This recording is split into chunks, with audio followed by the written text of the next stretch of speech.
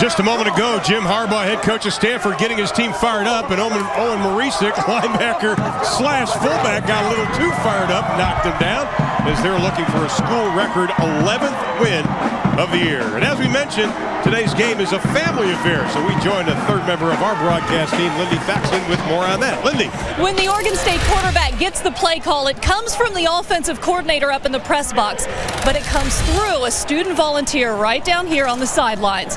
So meet Jay. It is his job to do that for Oregon State. Well, now meet Jay's dad. Yep, that's Jim Harbaugh, Stanford's head coach. So how is father and son dealing with this?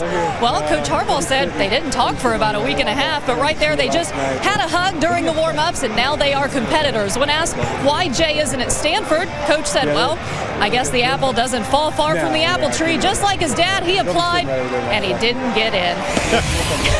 Well, Oregon State coach Mike Riley says there's no awkwardness in this. He's so happy to have Jay on the sidelines, Ron. It just makes everything a little bit more interesting. All right, Lindy, they got some fans. They're going to stay warm today. It's a crisp evening here in Stanford, California. But, of course, Oregon State needs to become bowl eligible behind that guy, Jacquizz Rodgers. He lit up Stanford last year with 189 yards rushing, and that is something that Stanford quarterback Andrew Luck remembers well. Bowl implications are on the line. Stanford hosting Oregon State next on Versus.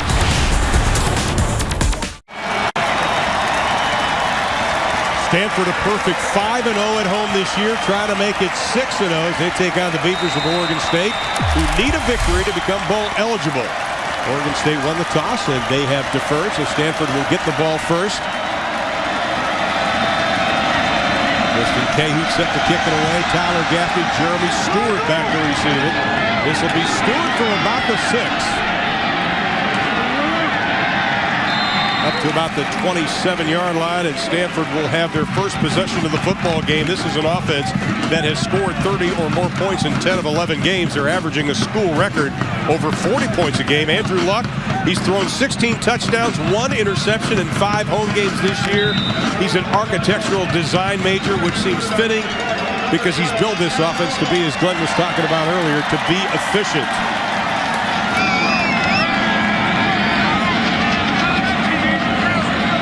And once again, Andrew Luck checking out the defense. They go from the I formation. First carry by Stephon Taylor, and he is going to be dropped back at the 21-yard line. Let's take a look at the rest of the Stanford offense. The line, 120 combined starts. They've allowed just 4 sacks. This is the best offensive line in college football, Glenn. Absolutely. You take a look at the second level. Stephon Taylor there averaging almost 5 yards a carry. He's going to be the horse today. -7 yards on the first play of the ball game, and that's something that Oregon State did consistently last week against USC. They know this is a powerful offense, and they've got to do it again today. Second down and 17, and Luck will put it up in the air. Goes to the flat right side, caught at the 25, dropped at the 28-yard line is Ryan Whalen. Oregon State defense coming off their best effort last week versus USC. The front 4 has 15.5 sacks. Paya and Miller each have 5. A lot is going to be on the shoulders of Reuben Robinson, being the MAC backer, getting his gap fits. And secondary is going to be tested. Dockery is a lockdown corner, so offenses pick on Harden, the other corner. Already received Ron. Stanford not comfortable behind the chains. A 7-yard loss on first down. The short passing game only gets a few back. They're way back now. They are number 1 in the NCAA in third down conversion. Oregon State is last in the Pac-10, and here's Luck. Steps up in the pocket. Nice job. Recognition complete up to the 45-yard line, and that'll be a first down for the Stanford Cardinal. Zach Ertz on the reception. The thing about this third down completion, watch when Andrew Luck throws this ball. The receiver is not quite out of his break. He looks pretty well covered. That ball is over the outstretched arms of the DB, Lance Mitchell, and it's put on target. The pro scouts drool about that throw. And you just saw a great example of Stanford having 3 tight ends, all with great hands, and they do so much with their tight ends. So it's first and 10, ball on the 45-yard line for the Cardinal, their opening drive. The quick pass, one-on-one coverage on the outside. Pick up a 5-6 by Ryan Whalen, the senior out of Alamo, California. Lance Mitchell on the coverage. And we take a look at Mike Riley. I asked him on Wednesday if he was frustrated because of the season at 5-5. He goes, no, I love these kids. He goes, we've worked extremely hard every day in practice. We just haven't played up to our potential this season. One of the true gentlemen of coaches in the Pac-10. On the verge of becoming the winningest coach in Oregon State history. Anthony Wilkerson now in the top of the I formation on 2nd and just 4. And Luck is going upstairs again. Hit as he throws it. Pass is caught. It'll be short of the first down. And again, it's the tight end. This time, Conrad Rulin. You take a look at what Stanford does. First down, the out to Whalen. This time you're going to see pressure. It's going to come low, but he gets that ball out. That's arm strength right there. Pressure being applied by Stephen Kaya. But what they've done, put themselves at a 3rd and very, very short. This is efficient. This is what we talk about. 1 for 1 on 3rd down and make it 2 for 2.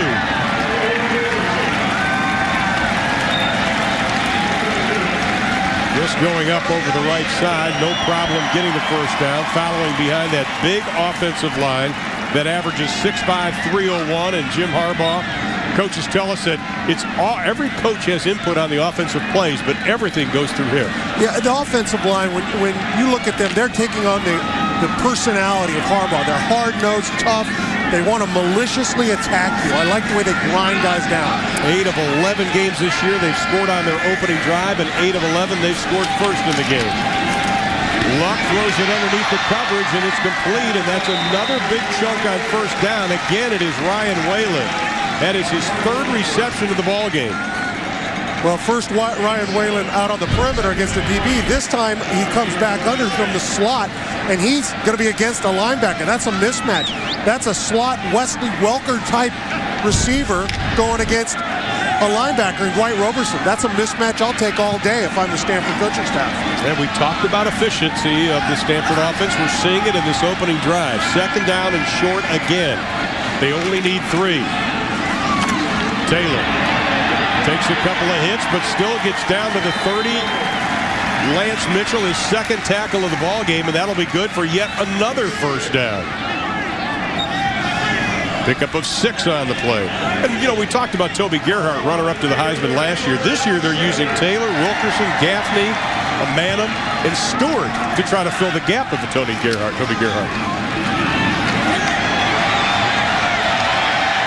Big chunks of yardage again. Just bullying his way down to the 20-yard line is Stephen Taylor. And what that speaks to is how good this offensive line is. And they're going to run the power at you all the time. And it's a very simple play. You pull the guard out, you get a lead block from your fullback, and you're going to get a nice gap right there. It's simple, but it's very effective when you get the double team set to the direction you want. That big guard, Andrew Phillips, comes around. That's easy to follow. If I'm a running back, you love that. Hey, I find the biggest butt moving through the hole and get behind it. Well, Mark Banker, the defensive coordinator for Oregon State, says we cannot allow Stanford to pound the ball on us. And we're seeing it right now. Wilkerson in the backfield with Luck. 5-man rush. Luck reads it perfectly. Touchdown, Stanford. Zach Ertz.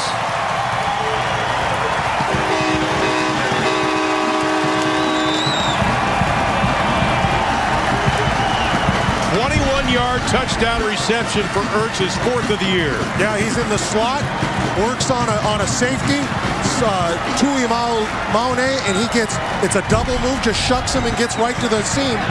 Nice recognition by Andrew Luck. You know, talking to coaches that we've talked about Andrew Luck, and they said this guy does not get confused no matter what defense you throw at him. And the extra point by Nate Whitaker splits the uprights. So Andrew Luck with his 25th touchdown pass of the season, and he connects with Zach Ertz and covers 21 yards. And again, Stanford strikes first, this time against Oregon State.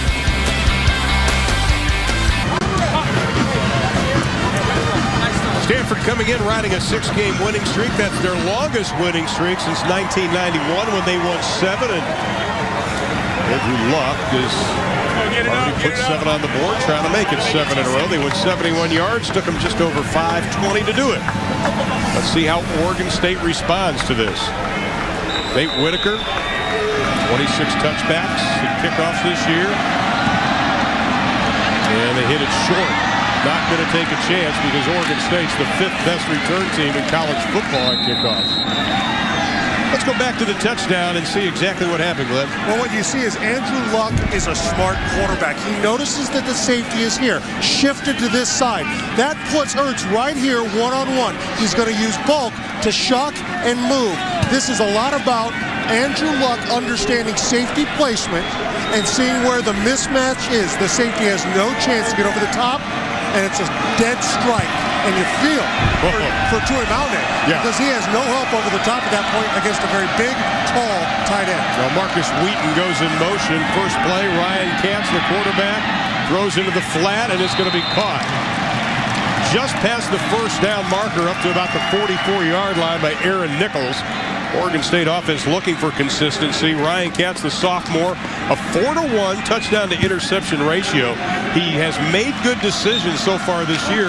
It's, again, consistency's been his problem. Yeah, when he's on, watch out. Scary athlete who can deliver the ball anywhere. When he's off, watch out, Oregon State, because he can hurt you. And we saw how mobile he was against Arizona earlier this year. Quiz Rogers takes a hit. He's able to get a couple on the play. The offensive line, they have to protect Katz. Tackle Michael Phillip has a dinged ankle, so Wilder McAndrews is getting the start at the left tackle tonight. And on that second, how do you not talk about Quiz Rogers? He is the bell cow for this entire offense.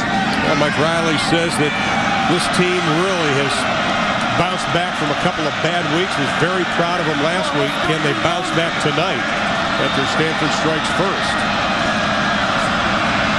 On second down and 8, Katz will go from the shotgun.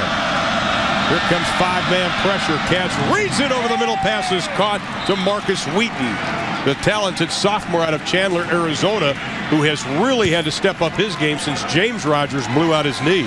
And I think Marcus Wheaton is going to be a key in this game, as is Jaquiz. You watch, they know they've got an athletic mismatch here. Simple little dig route, get him the ball, but if I can get him active in the pass game, I can get him active in the perimeter runs, like the fly sweep. Now I can use my speed against a little bit slower Stanford team. One of the things we saw there is how quickly Katz got rid of the ball, and he tries to throw the screen, but it's going to be knocked down, incomplete. Let's take a look at that Stanford defense. They comes from a very incredible hybrid 3-4. Sione Fue doesn't have the big numbers at nose guard, but what he does is occupy blockers. And you take a look at Chase Thomas, 8 tackles for loss, 5 sacks. He's one of those guys that makes plays all over the field for you. And in the secondary, true freshman Barry Browning getting the start at quarterback for Johnson Batamosi, who has been nicked up. Now, for fans who are wondering when that batted ball went up, why the quarterback could grab him, it was a deflected pass. There's no such thing as interference or holding at that point. Yeah, it's nice blocking on the outside. They get inside the 35. Marcus Wheaton finally wrapped up by Delano Howe. And that'll be just short of the first down. Pickup of 9. Well, here you go. Get Marcus Wheaton out on the perimeter. Get him running. This is what they want to do. This will force Stanford, if they can keep it up, to come out of their man coverage schemes and get into zone, and then allow you to run the ball vertically with Quiz Rogers. They need one for the first down to keep the drive alive. Bunch of guys in the box for Stanford. I'm not sure he got it. The officials saying no. Barely got back to the 34-yard line. Great job inside by Sione Fue, Matt Masafilo, Brian Bulkey. Look at Seal, they're occupying blockers, better leverage. Their pads are underneath. They stop them. And Oregon State make an early decision to go for it here. He actually lost him, and Mike Riley's going to go for it on 4th down for the 10th time this year. The team is 3 of 9 on 4th down so far this season. Aaron Nichols will split out wide to the left, and Katz will go from the shotgun. Will Darkins joins him in the backfield. And we've got movement. And it was Darkins moving a little too quickly. False start on the offense, number 50. 5-yard penalty, still 4th down. Jay Strickers are official tonight. They're calling it on Mike Remmers, and Mike Riley doesn't like to see that. Well, you know, what happened there is they called it on an offensive lineman when it was a fullback to move. Yeah. They see a lineman move too, they're going to nail him. It's the inequality of position politics in football. Spoken as a true lineman. So now instead of 4th down and just over 1, it's 4th and 6th. And they're going to kick it away. Drew Terrell is back for Stanford. Johnny Hecker tries to pooch it, looks for the right side. Fair catch is being called for at the 8-yard line. Stanford campus, one of the most beautiful campuses around. That's Hoover Tower, and Stanford leading right now by... College Football on Versus is presented by Windows 7 and by Yamaha. Nobody's more in tune with motorsports than Yamaha. And by Lowe's. For all your home improvement needs, Lowe's, let's build something together. And welcome back to a beautiful evening in Stanford, California. A little bit of rain earlier this morning. The rain has subsided. A nice night as Stanford is the 4th top 10 team Oregon State has faced this year. And throw in next week when they take on Oregon, 5 top 10 teams the Beavers have played this season. And now Stanford takes over. First 10, balls on their own 9-yard line. Here's Taylor. He went to the knee, so he is going to be down. They'll mark it at the 7. It's going to be a loss of 2 on the play. You know, we talk about this Stanford offense, and talking to Jim Harbaugh and Greg Roman and some of the players, 360 plays in their playbook, and they don't think it's overloaded. No, you know, what they do is they understand that in any given game, how many are going to be in? It's you build a base, and then you draw from it over the year, and they've done a great job, obviously, of understanding what the strength of their team is, and that's smarts. And they do have the smarts, and the guys are able to take in 360 plays. On 2nd and 12, Luck over center. And they'll stick to the run game. Left side, plenty of room up to the 20-yard line is Stephen Taylor again. And that'll be good enough for a first down. Outstanding blocking by that left side. Taking advantage of Stephen Paya. What they do is this is a trap. They pass block him. He comes upfield. That opens up a huge hole and get going. They're trying to find ways to run straight at Stephen Paya because you can't always run away from him. He's too good. Well, wasn't Dominic Glover, number 96, supposed to fill in that little gap there? Well, no, because it was a pass. It was a pass, so they wanted to draw Paya up. Okay. So it's a type of trap in order to get the guys upfield. On 1st and 10, now ball on the 20-yard line. 3-man rush, Luck, wide open receiver up to the 25-yard line. Ryan Whalen already with 4 receptions so far tonight. Let's go back to the last play because Stephen Paya says, I'm insulted when I'm not double teamed. Yeah, watch him. They're not going to block him. He comes free. Now he gets blocked from the inside out. See, so they pass set him, let him take the inside tack, then turn on him with the block. What they're doing is they realize they can't go man-on-man on him. He's too good. But if we can get him moving and take advantage of that, we can make hay. Stephen Paya, the Pac-10 Defensive Player of the Week for his effort against SC last week, and he was a man among boys last week. Pick up a 5 on first down, 2nd down and 5. Luck keeps it. He's a dangerous runner. He's got the first down and wisely heads to the sideline. He has 3 runs of plus 50 yards this year. 2 have gone for touchdown. We talked to him yesterday, and he doesn't mind contact. No, and you know, you say wisely goes out. He usually searches. He's trying to knock people out. Which he did with Sean Katusa Cal last week with the forearm on a 58-yard run. On 1st and 10, here is Wilkerson. Up to the 39-yard line. You know, we were talking about the contact of Andrew Luck. We're going to show you some of the highlights he's had this year, and to prove our point that at 6'4", 235, and out of Houston, Texas, he's not afraid to take a little hit. I guess as a quarterback, you're on the wrong end of a lot of hits for most of your time on the field. So it's nice sometimes to be able to, to be on the other side of the spectrum, I guess, when it comes to being physical. My favorite was the hit at Cal, though, because it looks like he hit him, and then he looked at him like, that's the best you got? Oh, he knew he hit him, and knew he hit him well. Coaches said they love seeing that as Wilkerson gets close to the first down, up over the 40 to the 42-yard line. Watch this hit, though, because he puts the forearm in Sean Katusa. Evidently, Sean was talking a little bit in this game, and then look at that. That's the best you got, big guy? I'm just going to go over here now. Not the highlight Sean Katusa wanted. No. Game. Not much talking after that, I got a feeling. Right side is Wilkerson, the true freshman out of Foothill Ranch, California, and he'll have the first down. This is a highly touted running back. Last 3 games, he's seen his workload increase to about 16 carries a game, and he's averaging about 71 yards a game. You're seeing a chess game between Stanford and Oregon State right now on the offense and D lines. Oregon State knows that Stanford wants to run the power away from Pyatt.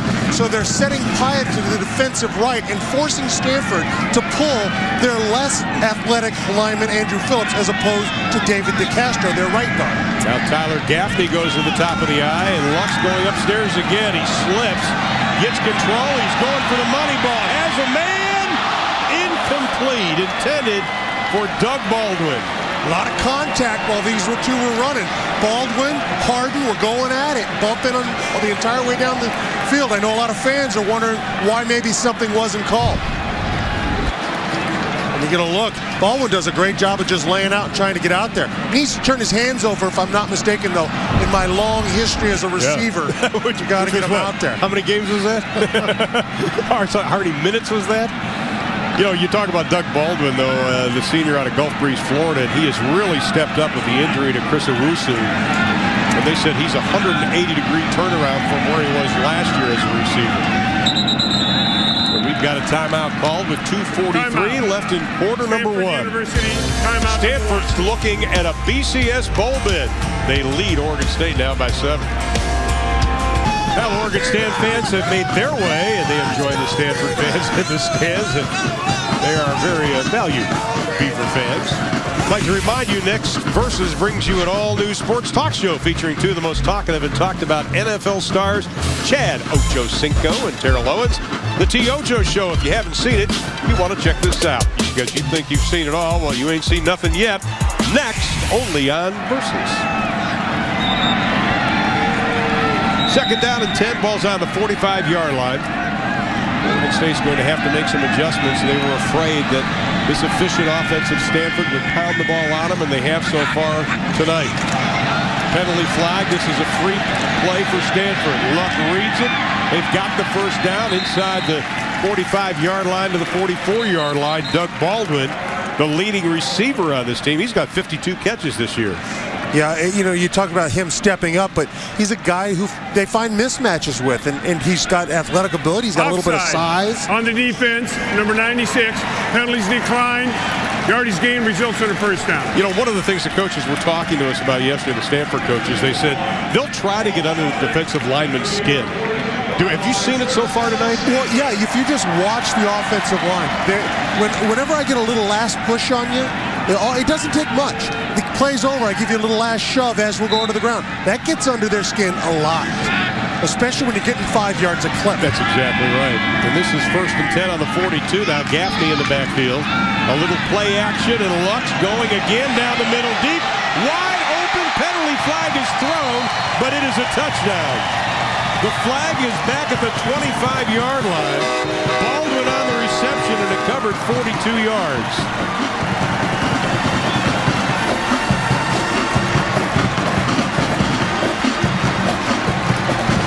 Well, Jay Strickers will tell us what's going on. Pass being thrown, holding on the defense. That penalties decline.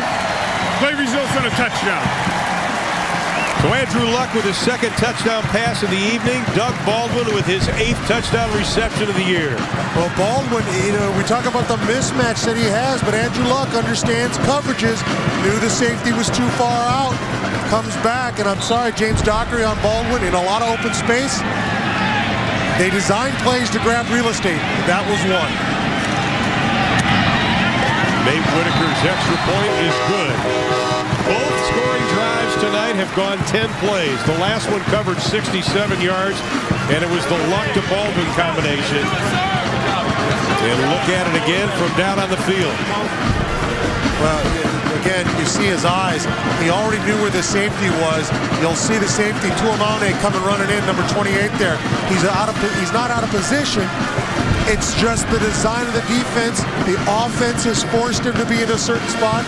It's a great job by Andrew Luck of seeing that opening and going for it.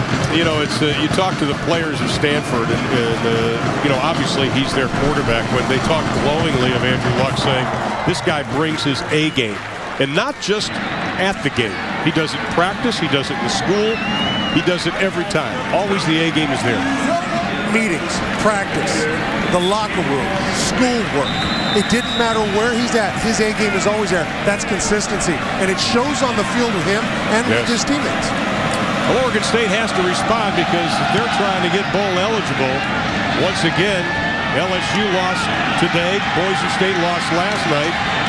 Stanford needs a win to go to a BCS bowl. Here's Jordan Poyer up over the 30-yard line to the 32-yard line. You know, Andrew Luck is just a sophomore out of Stratford High School in Houston, Texas, but here are other Stanford quarterbacks their sophomore year. You look at Heisman Trophy winner Jim Plunkett, you look at John Elway's numbers, and then you throw in Luck. 70% completion. He smokes him on that. 24 touchdowns, only 7 interceptions. Pretty Elway-esque. Yeah, and he's got a 10-1 team, and he's got that going too. So pretty impressive for a sophomore. You could have said he's got that going for him, which is nice. You had a chance to say I know I did. Up to the 35-yard line. Let's get talking about Oregon State now, because this has to be disappointing. They felt very sure about tonight's game. And you know, you go back just to the last series, and this is how you lose games. You're down 7, so you get the chance. And when you come out and you got a 3rd and inches, you get no movement, and you get a penalty on 4th down. Right. You give the ball back, and now you're down 2 scores. It's those small things, those lost yardage. Here comes the blitz. Cabs reads it, throws it out of the flat. That'll be good enough for a 1st down. Aaron Nichols out of the reception. That's his 2nd of the ball game. Well, Cats has the arm, and they've got the athletes. And so far, their game plan has worked. They move the ball really well. They just now can't shoot themselves in the foot. And if they can just put a score on the board, then they get into that, okay, how do we stop them and hold them? And it's football. It's pretty simple. Well, so far, Jaquiz Rogers only 2 touches, and this is his 3rd of the ball game. Look at the power as he gets up to the 49-yard line. That'll be a pickup of 6. Matt Masafilo finally had to corral him, but only 2 touches coming into that last play. Yeah, what they did is they went to Marcus Wheaton on the perimeter. They want to get athletes out in space, and that once you do that, once you can draw Stanford out of man into zone, meaning they have to take a safety out of the box, now I can run vertical at you with Jaquiz Rogers, and that's where Jaquiz Rogers has his strength. Well, they got 6 on 1st down. They need 4. Pass complete inside the 45-yard line to the 44-yard line. Shane Scove on the tackle of Marcus Wheaton. You know, we talk about the Stanford offense all the time, but Mike Riley, the head coach of Oregon State, telling us, look at it's their defense that has catapulted them this year. Those numbers are solid. I got a name for you. His name is Vic Fangio, the defensive coordinator. He's got a lot of pro experience. We'll be talking about him a lot tonight, but he brought in a hybrid 3-4, 4-3 look, and it's causes confusion on offenses. Wiz Rogers tries to spin away, doesn't get much.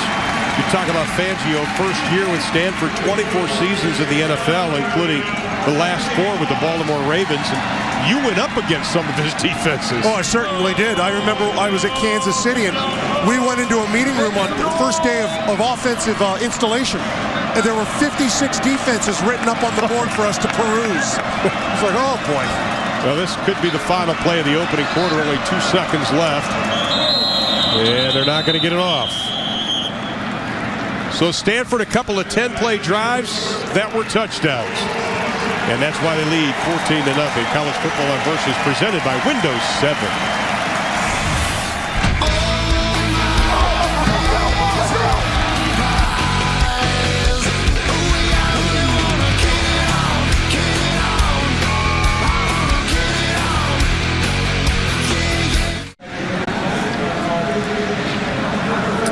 With Glenn Parker and Lindy Thaxton, I'm Ron Thulin, welcoming you back to Stanford, California, with the Stanford Cardinals staring right at a BCS bowl. They need a victory, and right now they lead Oregon State 14-0 after quarter number 1. Stanford's been ranked 12 straight weeks after beginning the season unranked. That's the longest time ranked since 1992, when they were ranked for 14 consecutive weeks. Oregon State needs to get something going. They try to set up the screen to Quiz Rogers.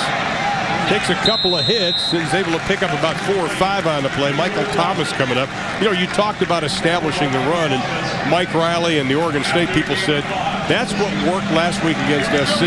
They got the run going. That opened up the screen game. Yeah, I think they're going to have to go the backwards route this time. They've got to go perimeter passes, screen game to set up the north-south run. Stanford's not going to get out of 8 in the box unless you force them to. Third down, they need 7 for the first. Stanford showing blitz. They bring 5. Catch, rifling the pass. His receiver fell, but the penalty flag comes flying in.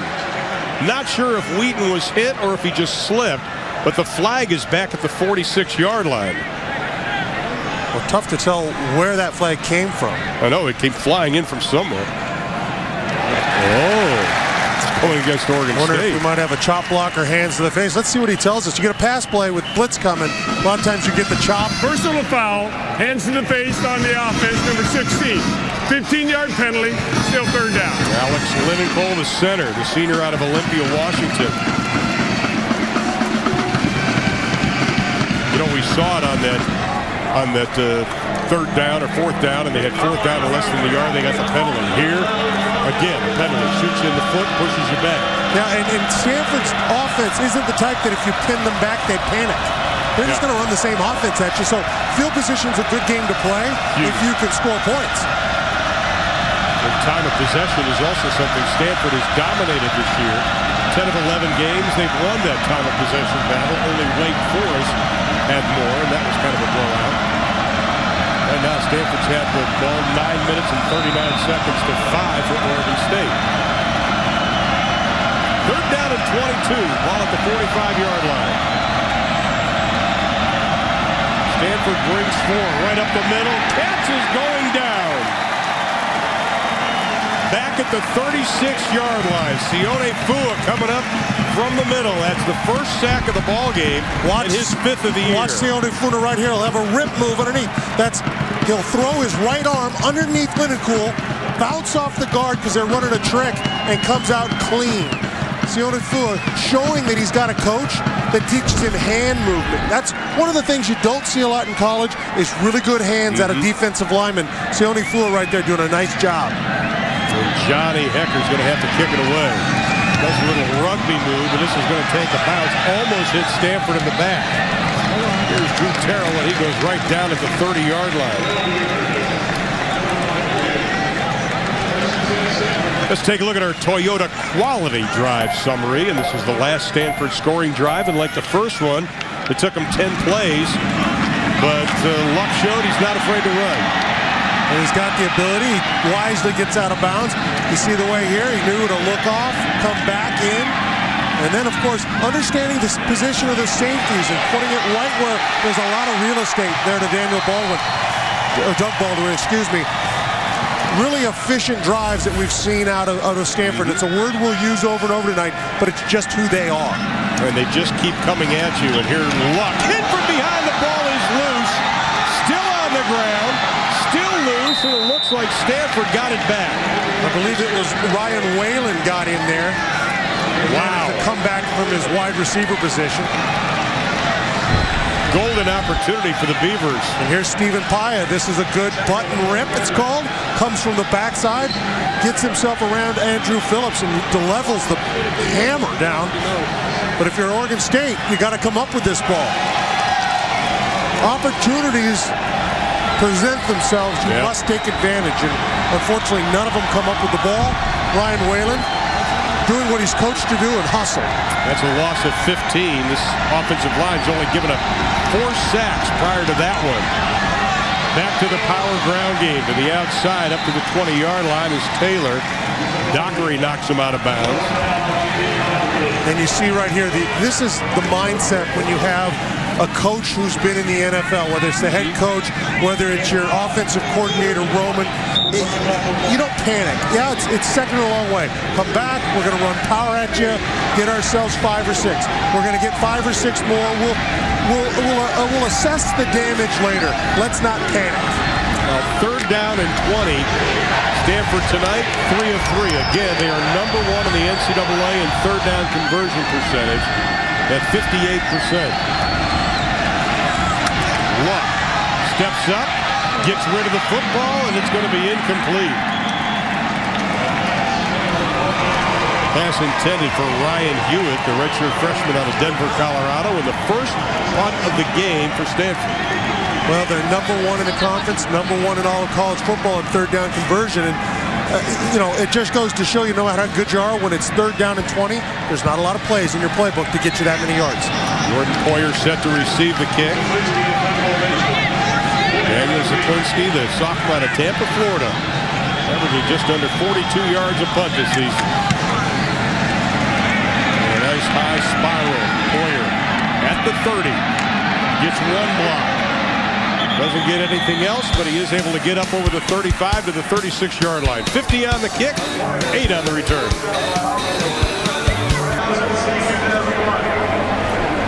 Number 6, Stanford in the BCS standings, leading Oregon State 14-0. Glad you're with us. And Oregon State coming in with a record of 5-5, 4-3 in conference play. And here's the problems they've had. It all started in a game seen here on versus Arizona when James Rogers blew out his knee in the end zone.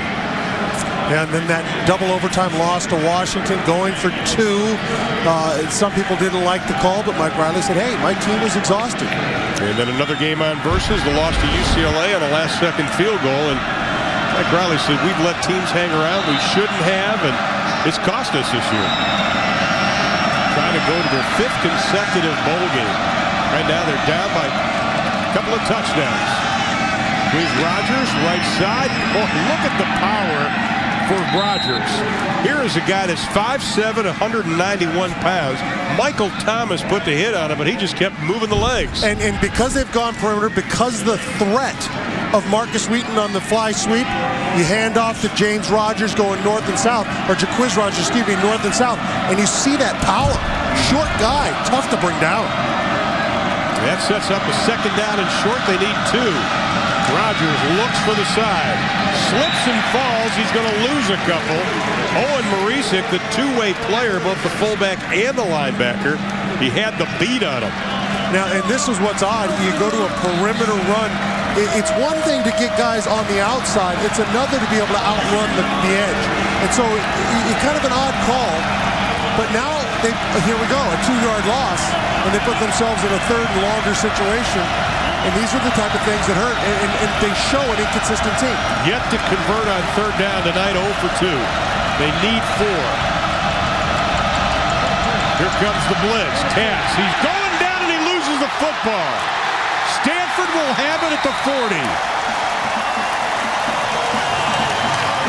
Chase Thomas caused it. And that's Chase Thomas's 6th sack on the season. You see him coming in here.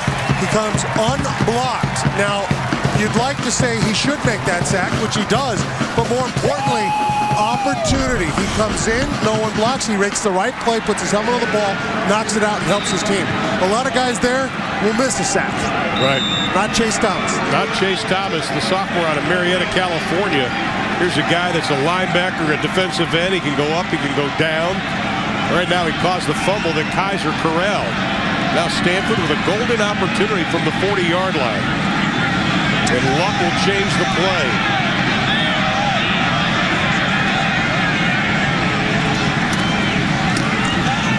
On the ground, here's Taylor. You can hear the pads popping as he gets down to about the 35-yard line. And those pads you're hearing, that's Owen Marisic coming through from his fullback spot on the lead. That's your big right guard, David DeCastro, pulling around, popping a linebacker. That's just good, sound, solid football. Well, they push it back as Owen Marisic's got some fans. They push it back to the 37. This time Oregon State, and they're going to drop him down at the 40-yard line. That'll be a loss of 3 on the play. Not much running room. Anthony Watkins showing there, throwing a little suddenness. You like that out of your safeties. Guys, all of a sudden, you haven't maybe seen as much time as they would have liked come flying in. Well, he's coming off an outstanding game versus SC. At his season high in tackles, and that brings up a 3rd down and 8. Last 3rd down opportunity, Stanford was not able to convert. You know, a 3rd and 20, that's one thing. A 3rd and 8, I think, is right in Andrew Luck's wheelhouse. Well, Doug Baldwin will go wide to the left. Wilkerson in the backfield. down the middle of the field is wide open. They set up a little slip screen to Wilkerson. A lot of running room to the outside, inside the 20. Penalty flag is thrown as he gets down to the 15-yard line. Harden finally brings him down. Yeah, that came in where you usually see a wide receiver on a hold down the field. We'll see what they decide to call this. Wilkerson, an extremely talented young freshman. 43 touchdowns as a senior in high school. Face mask on the defense, number 28. Penalties enforced half the distance to the goal. First down. Well, what they do is that he sees his coverage. He runs the slip screen right into the blitz. He's got 2 go routes going down the field. That's why everybody's cleared out. And now you see the face mask right there. Tuamauane just grabs a little bit much. And on the ground, right side, not much going on. Maybe getting back to the line of scrimmage. Boy, I tell you, you look at what Oregon State's done. In the first quarter, they had 4th and just over 1 from the 34, had the penalty. Then they sacked Andrew Luck. He fumbles the football, weren't able to recover it. And then Katz fumbles the football. Then you have that big play.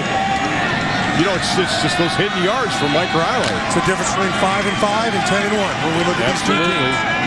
Second down and 7. Second down and goal from the 7, we should say, and Taylor in the backfield.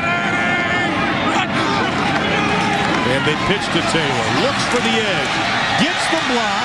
Grabbed from behind by Stephen Paya. How far did Paya have to run to corral the running back? Now take a look at it here. Coming from the inside, number 54, bottom of your screen. And now he's going to keep going and keep going and keep going. He doesn't give up on the play. That's what you like to see out of a guy who's supposedly one of your leaders. That's why you'll probably see Stephen Paya playing on Sundays. And that'll be a 3rd and goal now from the 2-yard line. Luck rolls, looks. Chase looking for something. Finally just has to throw it away. Pass is incomplete. That'll bring up a 4th down and goal from the 2. Roberson is the one who is putting the pressure on, the senior out of Oxnard, California. You normally see what's called a naked, where the quarterback rolls and has no protection. That is called a waggle. Offensive line block, takes 1 step to the right. He rolls with him. It's a way of putting pressure on your front side coverage guys with an option route as opposed to an out route. Well, Jim Harbaugh going for the points. They're going to attempt a 20-yard field goal. This will be Nate Whitaker. Has not missed from this distance in his career. 14 of 14. Klinski the holder. The kick. And it is good. So Nate Whitaker adds 3 more. 8:08 left in the half. And Stanford leads it by 17. 8:08 left in the half. Stanford up 17-0. And they've looked every bit their number 6 BCS ranking. And slipping and falling is Rashad Reynolds. Lindy, how's James Rogers doing? Well, you can see that he is on crutches. Tell us where you are in your recovery. I'm doing pretty good. I actually came down here to see my doctor that did the surgery, and he's told me I'm ahead of schedule, so I just have to continue to rehab and get ready for my next surgery. Now, your brother's a junior. Have you two talked about playing together next season? We haven't talked about anything yet. We just, trying to let him focus on this season. And if I get my year back, just talk to Coach Rowland and see what he thinks about everything. And finally, how have you dealt with the frustration of having to watch from the sidelines? I'm very frustrated about not playing, but at the same time, I know that, it's something I got to deal with and be a great fan on the sideline and encourage my teammates. Thank you. Thank you. Ron? All right. Boy, I tell you what, he is such an exciting player. And we did that game, and when Quiz's older brother, James, just kind of slipped and the leg went out from underneath him in the end zone against Arizona, we all just cringed at that night. Yeah, and it was unfortunate. It was on a touchdown. It was, some would say, a little questionable. I wouldn't say it was late. It was just maybe unnecessary. On second down, Katz into the flats, got the first down, up over the 30 to the 32-yard line. And it's Will Darkins. Let's go back to that game versus Arizona. The pass was perfect. The catch was perfect. The touchdown was perfect. And then, yep. Yeah, unfortunately, 6 yards deep in the end zone, just kind of plants it odd while he's being tackled. And that's how injuries occur in football. Grab a cleat the wrong way, and it can hurt you. Stanford with 17 points so far in the first half. That's a new season record for points in a season, 463. Breaks the old mark by 2 points. Here's Quiz. This is what they've got to have happen. They pick up 11 on first down. Kaiser finally bringing them down. But this sets up everything else for them. It does. Because Quiz is so explosive, whether in the screen game, whether you can get him into the inside zone, which is their base play. If you can get him running those two things effectively, now every weapon you have on offense comes into play. Longest gain of the night for the Beavers. That is 12 yards as we go inside of 7 minutes to play in the half. And they'll go with him again. This time he takes a hit right at the line of scrimmage by Delano Howell. He has his 3rd tackle tonight. Pickup of about 1 on the play. Consistency. We've talked about it. You and I were talking about it yesterday. At Oregon State, we saw lack of consistency. We see the 12-yard gain and then a nothing. Yeah, what you see is a team that's still trying to search for their identity a little bit. Hard to say when you're sitting in week 10, 12, whatever it is. But that's why they've been inconsistent. On 2nd down and 9. Here comes some pressure. Catches pass off the fingertips of the intended receiver, Brady Camp, who has been battling a back problem this entire year. He's only played, this is his 6th game of the season. Stanford's doing a good job of bringing pressure into the face of Katz away from turn protection. That's forcing him to get rid of the ball, hurry his delivery, and you can tell he's not comfortable with that yet. He's still new in the quarterback role. Well, now he faces a 3rd down and 9 from the 44-yard line. Interesting defensive formation by Stanford. Now they bring up 5 to the line and bring 4. Pass almost picked off. Miscommunication with Wheaton. Wheaton broke in. The pass went out. Sherman had a chance for the pick. And you kind of see what the receiver decides to see. Wheaton comes up. He's got outside leverage, so he goes up and under. Katz, with a little pressure in his face, is assuming it's an out break, so he throws it out. This will be Johnny Hecker's 3rd punt of the night. Drew Terrell standing back at the 15-yard line. He is kicking with the wind. It's a pretty good breeze. And it's a line drive. Terrell backing up to his 10. Takes a big hit as he gets up to the 23-yard line. Kick covered 46. The return went 14. Stanford leads 17-0 in the 2nd. Oh boy, the old ball coach. Of course, they're going to be facing down Auburn in the SEC championship game coming up. And right now, Stanford leading. Oregon State 17-0. We are in quarter number 2. Good look at that offensive line of Stanford. We talked about 120 combined starts between all the players, the top 5 guys.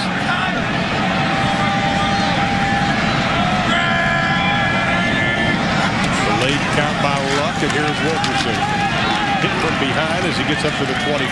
As an offensive lineman, and one of the things that Oregon State talked about is we didn't have any continuity because guys didn't know who was going to be next to the other guy. You look at the Stanford offensive line, continuity has been the key because they have started every game. Yeah, and it's much more important at the college level, maybe more so than the pros, because in college you don't get all that many games to play anyways. So it becomes every problem then becomes magnified. So this group sticking together, the fact that they, of course, Toby Gerhart last year and this year Andrew Luck being as highly touted as they both were, it really rests on the shoulders of this offensive line. And they've stood up to that challenge. 2nd down and 9 after a pickup of 1. Luck looks, throws, caught. Up over the 30 to the 33-yard line, Ryan Whalen having a heck of a night tonight. 5 receptions for Whalen, who came in with 32 on the year. We've already seen the strength of Andrew Luck's arm. He's been hit low. Right here, he really can't step up all that well.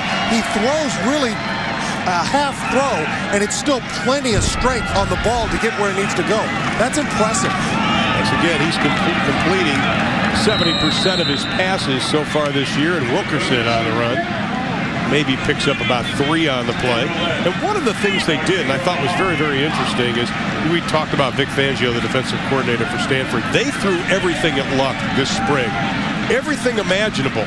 Yeah, and they said that Fangio made us focus schematically at what we were doing. And so they kind of really had to go back and look at everything they did from the point of what the defense was seeing, and that really helped them then become a more focused offense. He says if they threw it at me, first time I saw it.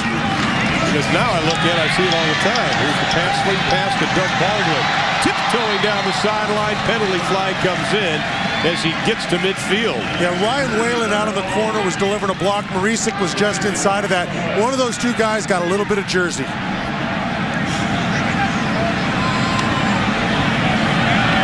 Well, it's going against Stanford. We talked about Andrew Luck and what they threw at him this summer, and he said, yes, it did help me. Well, it was very frustrating in the spring. I think they held us touchdown lists for like 8 practices in a row. But it's great to see things that you haven't seen before and open up your eyes and experience going against different defenses. And it's definitely helped preparing for 4-3, a 3-4, a fire zone team. So it's definitely helped a lot. I'd say it has. You can see it because as every coach we've talked to about him says, he doesn't get confused when he sees stuff from the defense. And it probably, think about how much it helped your offensive line, because you see so many different fronts. You have to pick out your guy in pass pro right now.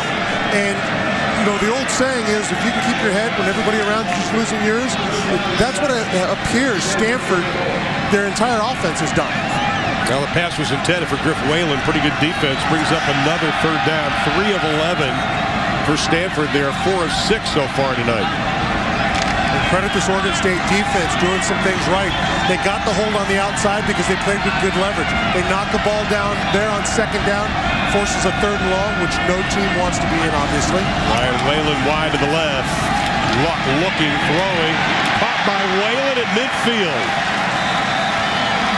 Whalen just got underneath the coverage. Tuimane was there with them, but Whalen again, another reception. Well, you see him up here. It's up, a little bit of an arm, and then comes across on the dig. The ball's perfectly delivered. He knows he's going to take a shot. Again, there's talent on the field, obviously with Luck and Whalen, but there's a really good schematic attack taking place here. Greg Roman, offensive coordinator, has done a really nice job with this Cardinal offense. 5 of 7 now on 3rd down. 6 catches for Whalen, who's their leading receiver the last 2 years. 1st and 10 from midfield.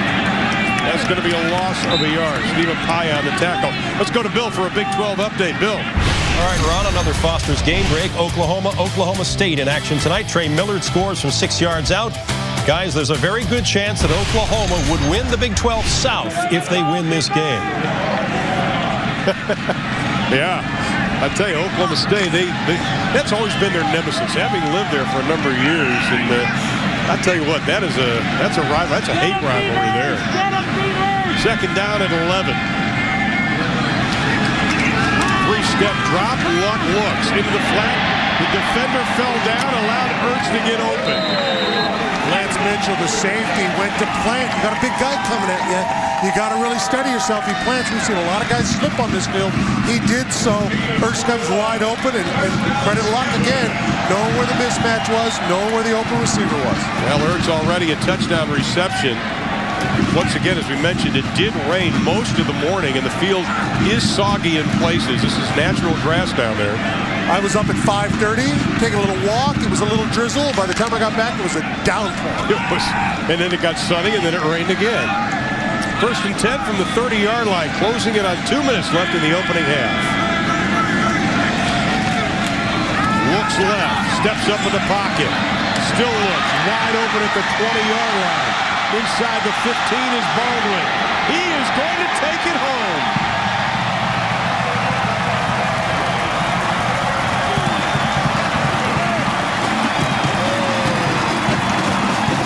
His 2nd touchdown reception of the evening.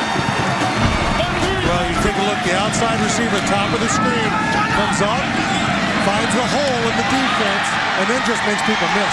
Picks up a few good blocks down the way. Stephen Teller on the last one there. Again, when you look at that, it's a really well-designed route. He gets outside and then comes underneath, so he finds that window. And Luck, eyes down the field the entire time, was able to come back on it. Just picking this secondary apart as the extra point is good. Baldwin coming into this game had only one touchdown reception in the last 4 games. That was last week versus Cal. But tonight, he's got 2. And he is our K Jewelers go-to guy. How about that? 4 receptions, but 2 are TDs and already 91 yards. Yeah, he came in as the leading receiver, and he shows why. The ability, it's one thing to find a hole in the zone, set down and let your quarterback find you. It's another to break 3-4 tackles, make people miss, and get yourself a touchdown. Oregon State's got to do something in the final 156, or this could turn into worse than it is. 24-0, Jordan Poyer. He breaks through into the second wave. Gets up over the 35-yard line to the 38-yard line with 1:48 remaining in quarter number 2. This is how games can change, though. You're looking at it going, well, 24-0. They get a nice return, so they got some field position. Any points on the board before half, they get the ball coming out. So they're going to get 2 possessions on you. So any points now and any points then, all of a sudden you've got maybe a closer game than it looks at this point. Now the opponents in the last 4 games have averaged just 11 points a contest against the Stanford defense.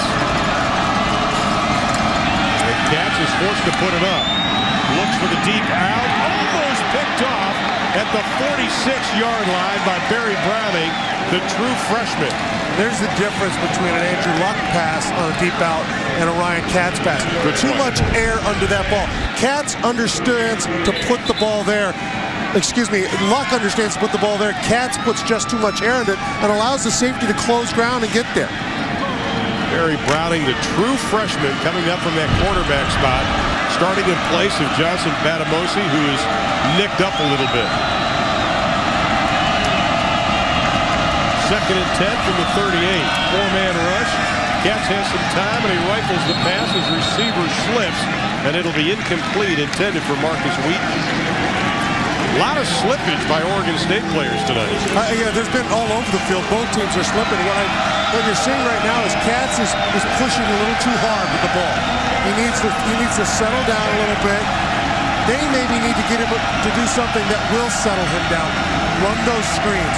Run those little flies. Get him in some QB movement where he has one read. I know it seems ridiculous when you're 24 down, but that's kind of what you have to do to get back in this game. Now you saw Oregon State this season on 3rd down tonight. They are 0 for 4. They need 10. Katz is going to be hit, but he gets it away, but it's incomplete. I'm not sure if the wrong guy tried to grab that football. I think you're absolutely right. I think that he had a receiver a little deeper, but Aaron Nichols just reached out and grabbed it when he saw it flying through. Because it had too much mustard on it. It had some velocity on it. Nichols couldn't come down with it. Now you've put yourself in trouble. You went from saying, hey, I get 2 possessions, one at the end of the half, one at the start. You're going to give Stanford the ball and a chance to come back for more points on it. And you only use less than 20 seconds on that drive. Nice kick by Hecker. Backing up to the 10 is Terrell. Near side up to the 25-yard line. 53 yards on the kick. Jim Harbaugh, finalist for the Eddie Robinson Coach of the Year Award by the Football Writers Association. Chip Kelly of Oregon also nominated for that honor. And what a job he has done since taking over a team that just 4 years ago was 1-11. Going to flip-flop that this season. Stanford pounds on you. Stephen Taylor. That's one of the things that Stanford was telling us yesterday in our coaches' meetings. Once they get a lead and they smell blood, and that's their term, they just keep coming at you. And they're going to come at you with the same play over and over and over again, smelling that blood. And Stephon Taylor there, smart. He could have run out of bounds. He turned up and sought contact. Now they're trying to hurry it up a little bit as we head to 50 seconds. And Luck able to get it away barely as Stephen Paya, again, his new best friend. Well, one thing Luck will know is when he's playing on Sundays, he's going to look across and see Stephen Paya, and they're going to talk about their days in college together. That's exactly right. That's exactly right. Remember the time you dragged me down 3 times in a game. Except the problem in the NFL, he's going to see 4 Stephen Payas on the front line, not just one. Well, Taylor in the backfield on third down. They only need 2 with 47 seconds left in the opening half. Bobbled the snap. Luck gets control. Throws. Overthrown Ryan Whalen. Never got a good grip on the football. That's the first bad throw we've really seen him make. And we're going to give him that one. We'll let him have one a game. Well, what was a pretty solid effort throughout this game, all of a sudden the last minute and a half has turned a little sloppy overall. And Zaklinski's going to have to kick it away, and he'll set up at about the 17-yard line. Both teams really trying to push the pace, and I think that leads to that inconsistent, sloppy play. Now they're looking. It might be a fake, and they're going to go for it. Oregon State looking a little confused defensively. Mike Riley calling a timeout on the far side. He got right in front of the official and started signaling timeout when he saw Stanford set up for that fake. 30 seconds. Well, let's take a look at our Gillette Fusion Pro Glide flashback, and we'll tell you exactly where this rise to fame started for Stanford. October 6, 2007 at the Memorial Coliseum in Los Angeles, trailing 23-17 in the final minutes. Davita Pritchard hit Mark Bradford on a 10-yard TD pass. 49 seconds left. Stanford a 41-point underdog. They win it 24-23. 85,000 on hand. They were stunned. That snapped USC's 35-game home win streak, and the numbers for Jim Harbaugh. You just take a look every year a little better, and you look at their rushing and what the things they have done. He's built this program in his image, and he's taken advantage of the strengths of his players. It's been an amazing job what he's been able to accomplish in 4 short years. Well, rebuild here, pretty impressive. The problem with being this successful at this program is everybody's mentioning your name. Certainly. And we asked him about, everybody's talking about, well, he's going to go to Michigan. You know, if Michigan jobs. You mean that cloud? That cloud. He said to us, I don't see any cloud. He said, listen, you know, I'm in a football bunker, he told us, and would not talk about it. And rightly so, I got to say. Zaklinski's kick.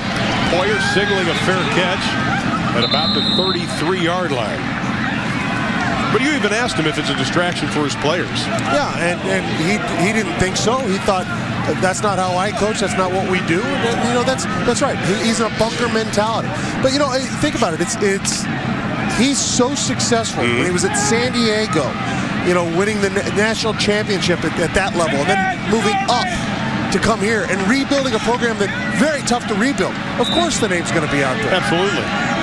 Here's a guy that went to Palo Alto High School, just basically across the street from Stanford. His dad was an assistant here, and his first job was painting the stadium. Up to the 40-yard line is Rogers.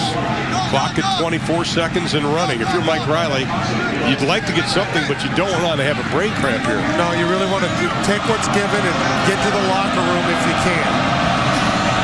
277 total yards for Stanford, 78. Plus that reception for Oregon State. Joe Halahouni, his first catch of the night with 7 ticks showing on the clock. Halahouni, one of those guys that whenever there's a big play to be made, he's generally the one they get to. As you mentioned, his first reception of the night, only 7 seconds remaining. The play here, obviously. Oregon State University, timeout number 2. The play here, obviously, you know, 30 seconds. You're not going to take a shot downfield. You can go over the middle of the field, get a first down. That'll stop the clock until they set the chains. That's enough time maybe to get your team on for the field goal. Probably not. You want that out route. Stop it as fast as you can and get a field goal try on. Now, Beaver fans a little stunned at this point. Mike Riley saw his team pick up 20 on that with 7 seconds left. Ball is placed at the 39-yard line. They still need some room, at least, to try to get the field goal. And Jim Harbaugh, whose team has never trailed at halftime this year, will go in with the lead again. Well, we talked about the high school Jim Harbaugh went to, and there it is, right across the way. And as you mentioned, the first job for Jim Harbaugh was painting the stadium. You know, it's so funny because you talk to Jim about the coaches he's been around, including Mike Riley. He played for Coach Riley, but he says he's not nearly the coach his dad was, or Mike Ditka, or Bo Schembechler. Pretty good pedigree there working with those. Capps looks for something. He's going deep, throwing it in a crowd of jerseys.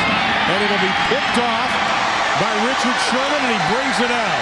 No time left at the half. And he is knocked down at the 24-yard line. So Cats with only his 5th pick of the year. Richard Sherman coming up with the interception. He's got 4 this season, and that's the way the first half will end. An impressive one for Stanford, dominating in time of possession and yardage. Oregon State needs to go in at half. They need to go back to what they did the first 2 drives, and that's perimeter and speed. And Lindy is with Coach Jim Harbaugh now. Well, Coach, Luck and the offense always get a lot of attention, but what do you have to say about your defense? Well, they're doing pretty darn good right now. We're getting pressure on Cats and playing well in the secondary, playing coverage. We're mixing the coverage and the pressure very well right now. And you've held Oregon State to 0, but is there anything you want to see your guys do better when you come back out? We'll just keep playing, make every play important, play smart, play physical. That's what it's going to take against Oregon State in the second half. Thank you, Coach. Thank you. All right, thank you, Lindy. His team is up 24-0 at intermission. A dominating performance. Again, Andrew Luck showing why he is one of the best quarterbacks in the country. Stanford lead at 24-0.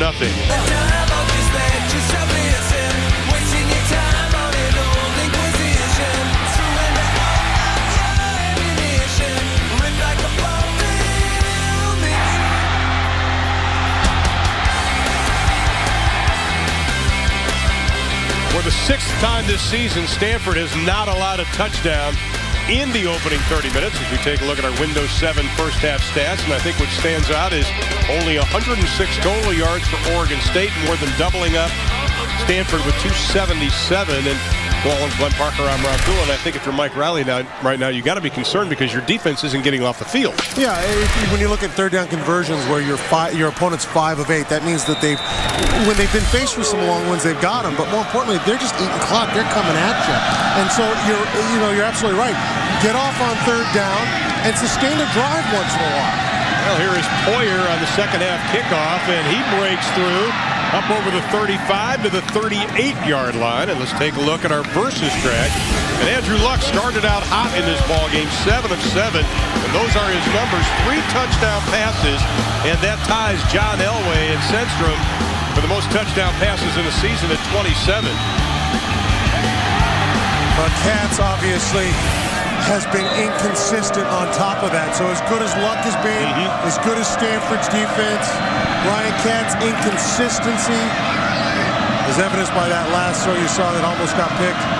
He's been forcing it a bit, just too much. Well, let's see if Oregon State can get something going on their opening possession of the second half.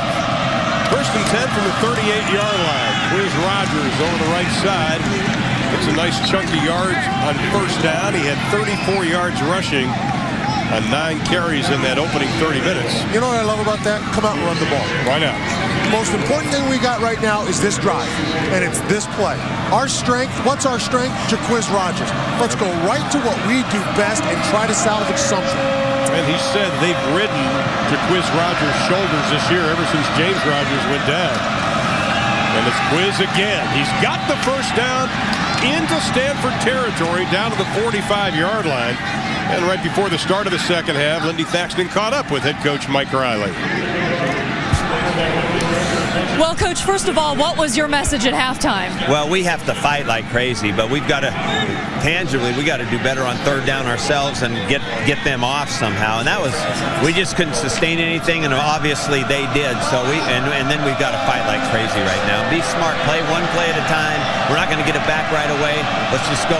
Let's go one play at a time and try to get back in this thing. And any lineup adjustments? No, I think right now we're set. We just got to go get them. Okay, thank you, Coach. Thank you. Now that's the first fly sweep we've seen tonight. Marcus Wheaton, who has been battling some injuries this year, picks up good yardage and gives him another first down after a pickup of about 14. And he's taken a lot of the bulk of the carries once James Rogers went down. Fly sweep, bring him around, he gets out, gets a couple blocks on the edge, and makes some people miss. And that's where you talk about my athletes against yours, we're better. That's why Oregon State is better. Longest rush of the night for Oregon State. This time he's swinging out to Wheaton. He gets down to about the 26-yard line. Pickup of about 5 on the play. Shane Scove coming up from that linebacker spot to make the stop. If you go to their first drive for Oregon State, what did they do well? They did well on first down. That second drive, they did well on first down. After that, they were horrible. Here's so far on this drive, they're getting 3, 4, 5 yards on first down. The coaches want to get the ball to their playmakers and spread it around. Here comes Katz, brush right up the middle.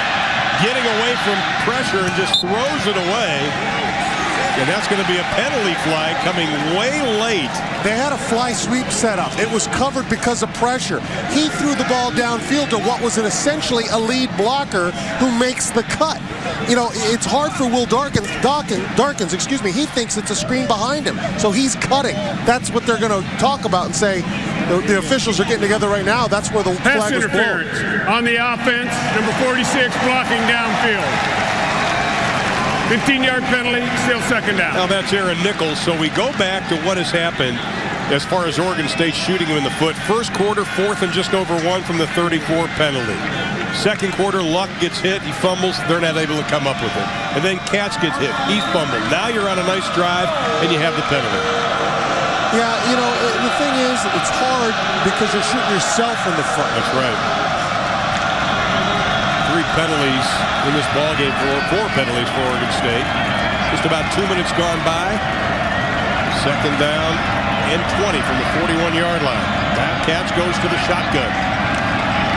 Here comes pressure again from the right side. The deep out. That pass is going to be picked off at the 24-yard line by Barry Browning, the true freshman.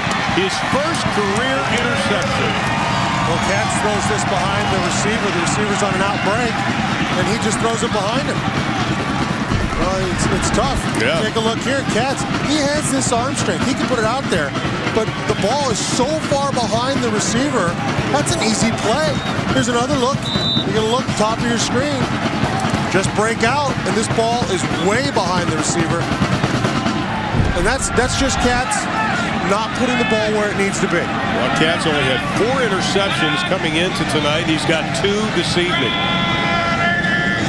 And now Stanford goes back to work, and Luck rolls to his right. Looking, throwing, incomplete, no penalty flag. Whalen, the intended receiver, Dockery on the coverage. James Dockery, a lot of the fans and the Stanford bench, they thought Dockery had his right hand wrapped around him as they went to the ground. It did kind of look like it from our angle. Dockery, the lockdown corner, clinched a couple of wins for Oregon State this year with interceptions. The Louisville game and Arizona State game. Second down and 10 from the 24-yard line.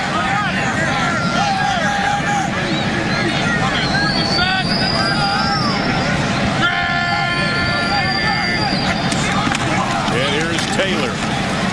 Tries to dance around as he gets over the 25 to the 26-yard line. Pickup of 2 on the play. Submarining underneath was Dwight Roberson, the senior out of Oxnard, California.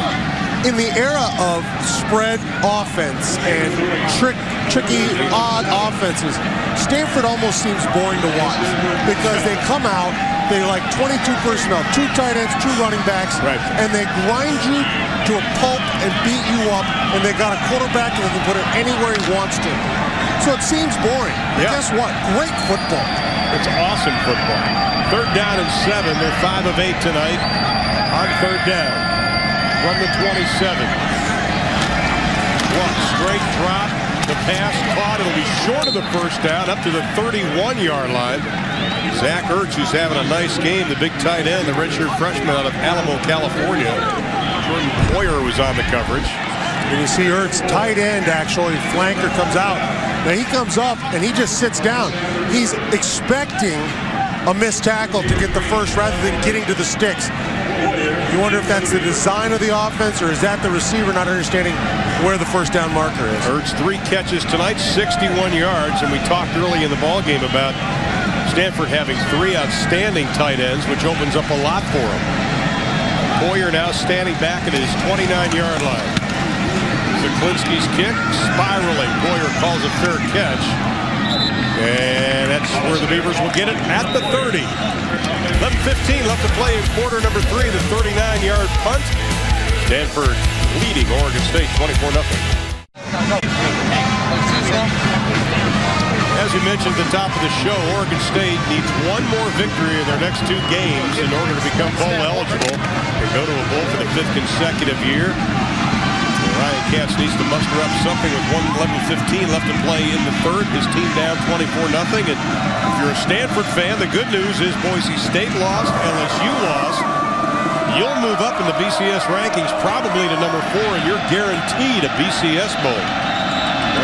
Tampa, Miami. Walking around before the game, that was all the talk at every tailgate. I bet.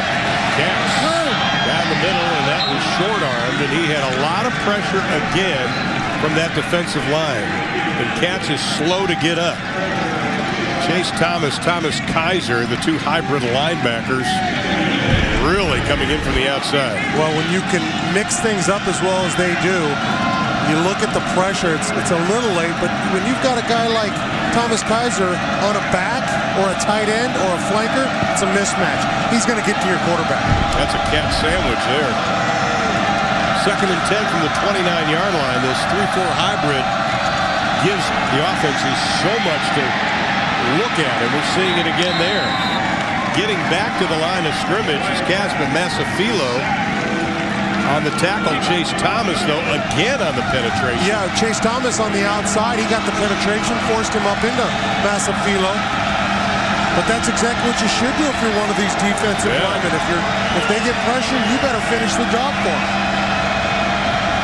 Doing what they've been coached to do. Absolutely. This defensive line has adjusted well to this new formation.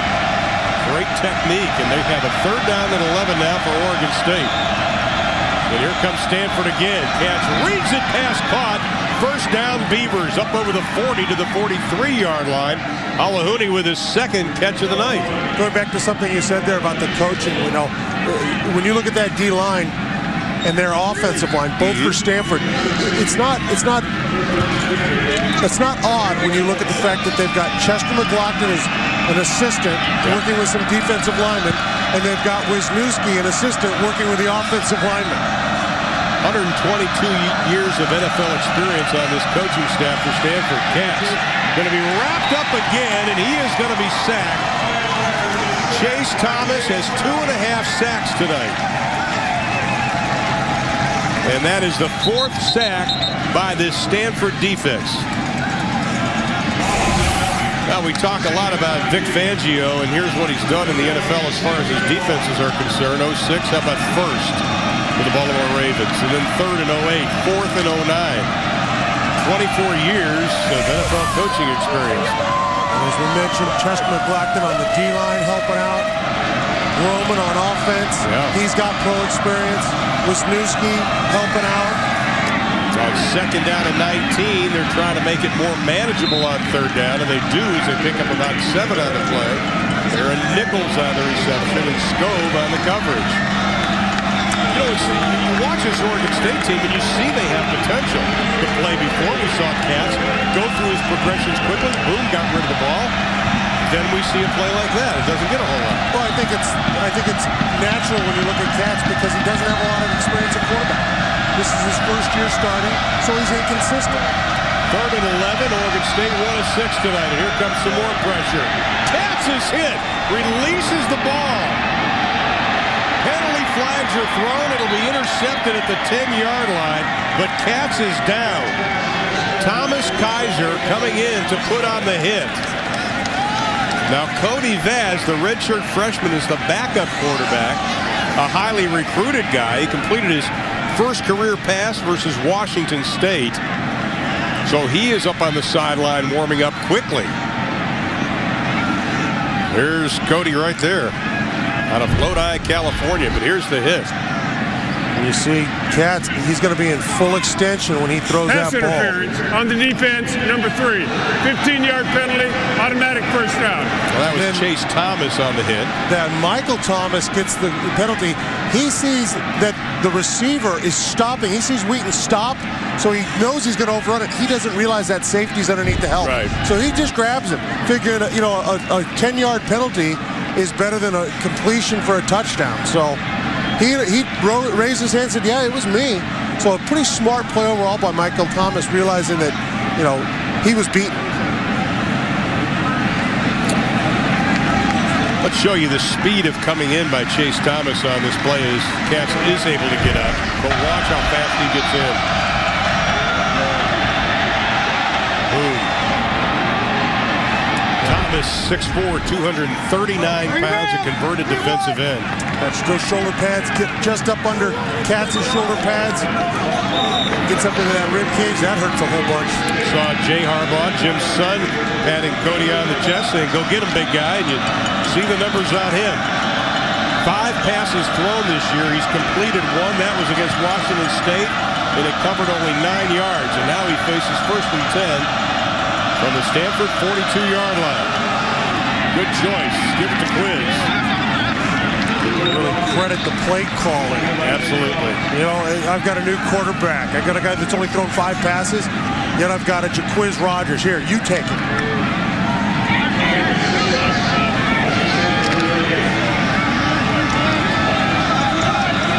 Now it looks like Katz is wanting to get back into this football game. Raz will go from the shotgun after a pickup of 4 by Rogers. 2nd down and 6. 7 minutes gone by here in the 3rd. His 6th pass of the year is completed.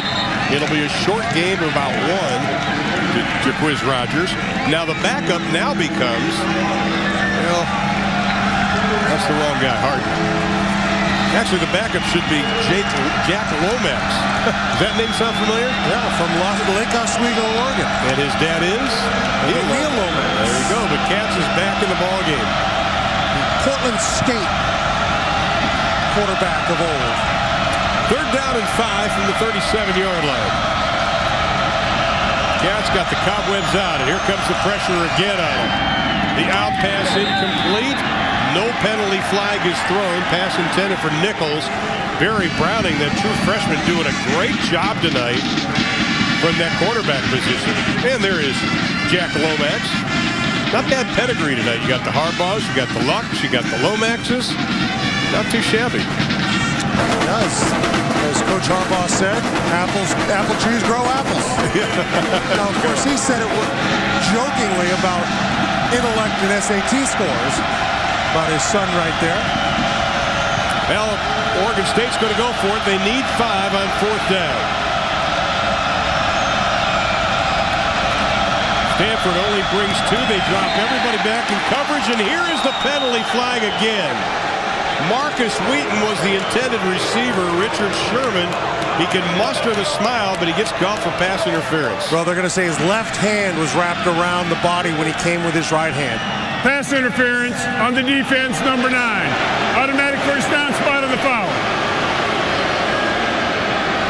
And we'll take a look at it, see if that indeed was the truth. Great man-on-man, great camera work here. Wheaton just pushes, comes out, and he's got to grab a jersey there.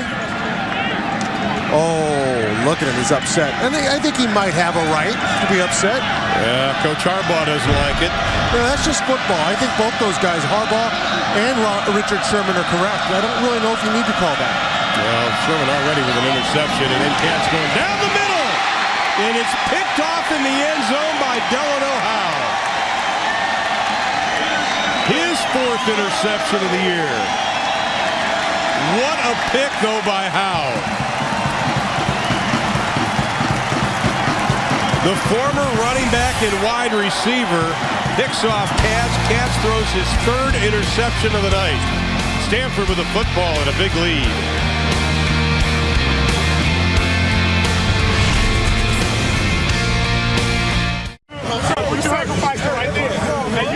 Stanford has already shut out 2 opponents this year, and tonight they're throwing another shutout. Blanking Oregon State 24-0 as we take a look at our Pizza Hut favorite matchup, and this is Jaquiz Rogers, what he's done tonight, and Andrew Luck. Luck 230 yards. Jaquiz Rogers has really struggled this evening, not getting a whole lot of help. And not getting the touches, only 12 rushes, and you do that, you know, he's not averaging badly, 4.3 a carry. Got to have opportunity. Terrell with a quick catch and a nice little run. He picks up about 7 on the play. Oregon State's got to be frustrated offensively because 3 interceptions now by Katz on 3 consecutive drives dating back to the end of the first half. And Once again, he had only 4 interceptions coming into tonight. Well, he's seeing a lot of different defenses thrown at him, and he's not recognizing what he's seeing. And that's going to be tough for any young quarterback against this Stanford defense. And now Wilkerson in the backfield on 2nd down and short. He's got the football. Left side, he has the first down as he gets over the 30 to the 31-yard line. Well, this Stanford offense has just been churning things out tonight.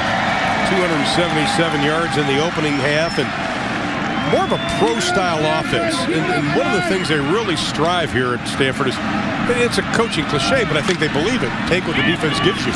Yeah, understand that there's going to be a matchup here and a matchup there that is going to favor you. You're not always going for 25 or 30. You know what? Be happy with 4. Be happy with 5. There's Taylor. He is dragged down from behind, but not before he picks up about 7. As we go inside of 6 minutes. You know, you and I were talking at halftime how relaxed Stanford seems tonight with so much riding on it. Obviously a BCS bowl bid. But, you know, I remember Jim Harbaugh telling us before the Washington game, he told us that to be efficient, his team's got to be relaxed, and they are tonight. And a lot of that comes from confidence. I know this. In any game I ever played, if I had confidence in my offensive scheme and my coaching staff, I was relaxed. And you always play better. On 2nd down and 3, right up the middle. Taylor. Say goodbye to Stephon Taylor.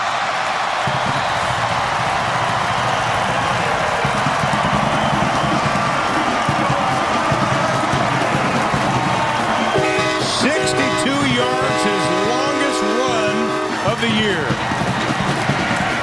Well, you talk power football and running the power. Well, Stephon Taylor, watch the pull, backside, lead block this way. They're going to get a block on this guy, and that's going to leave the alley wide open. Take a look. Comes, there's the block, there's the alley, and off he goes. Nice block by David DeCastro from that right guard spot. The Pac-10 honorable mention guard last year, and the extra point is good. Taylor, the sophomore out of Mansfield, Texas, goes 62 yards, and it's a 31-0 Cardinal lead.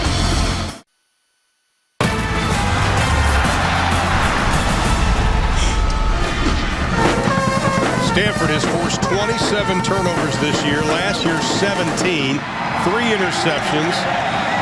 Al's the one that got things started. And how about the fact that Stanford, you're going to get your Christmas wish, my friend. How about Stanford's been in the red zone 1 time tonight? Not bad. Their scoring drives have been impressive. From the goal line.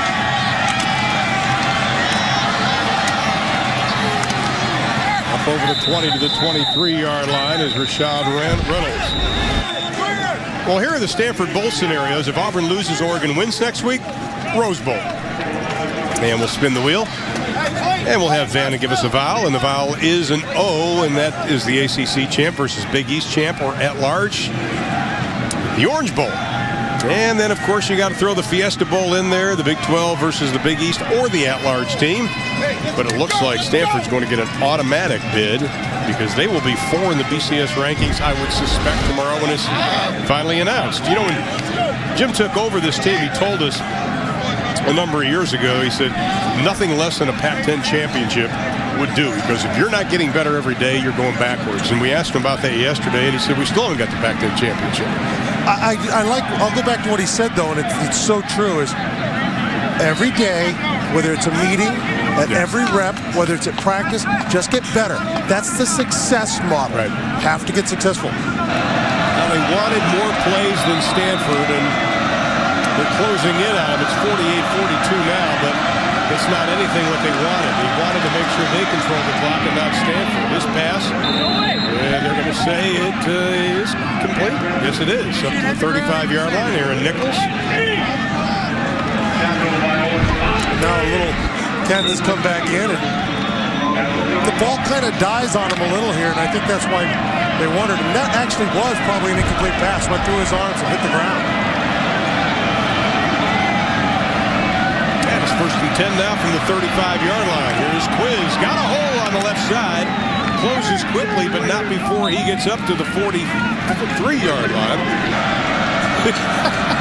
Pullman. You know, Washington with the win today, if they win the Apple Cup, they go bowling. They go bowling. Steve Sarkisian doing his rebuilding job up there. John Reese's first reception, and we've got a roughing the passer called. 15-yard penalty, automatic first down. Now you jest about the weather up there, but as a kid, it's a huge factor. As a guy who lives down in Tucson, I'm looking forward to a little snow on the ground. Maybe a little bowl of soup by the fire. We're going to have a fire in the booth? If I can get one.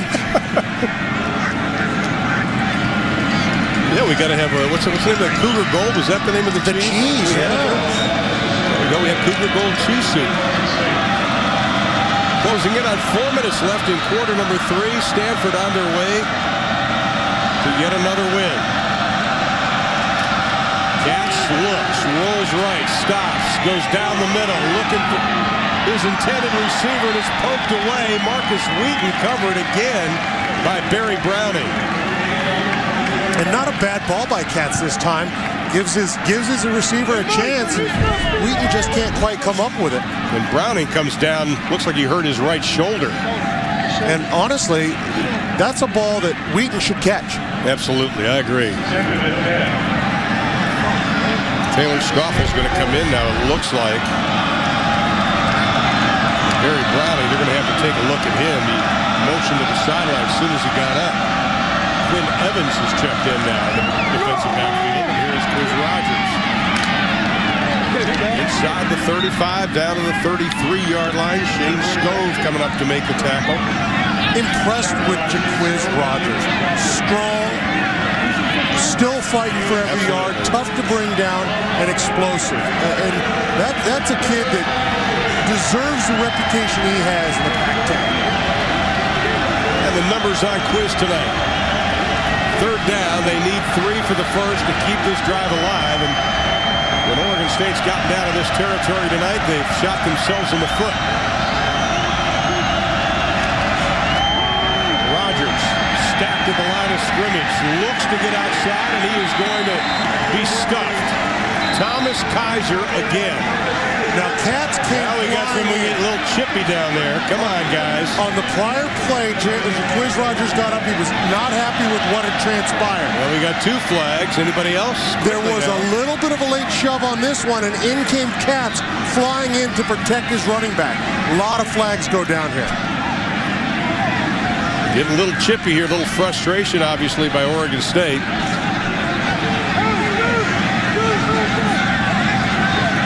And the officials are going to have to sort this out because there were numerous players doing a little pushing and shoving. Well, Katz obviously claimed flying in, trying to protect his running backs. Yes. You can see these guys are down. They're yanking on Jaquiz. There are 3 fouls on the play, all after the play. Personal foul on the offense, number 12, and number 80. Personal foul on the defense, number 3. Those penalties all cancel. The down will be 4. Well, Jay Stricker, a former high school principal, so he's probably used to breaking up a little scuffles and handling it well. Now he's an assistant principal part-time. And Jim Harbaugh, I don't think, likes it, but it's 4th down now and 3. And if you're Oregon State, you got to go for it. Absolutely. And why Jim Harbaugh doesn't like it, Michael Thomas didn't need to get involved. At that point, the flags are up. Your manhood doesn't matter. Get that 15 yards, get the team off the field. Absolutely. Aaron Nichols now goes wide to the right on 4th down and 3 from the 33.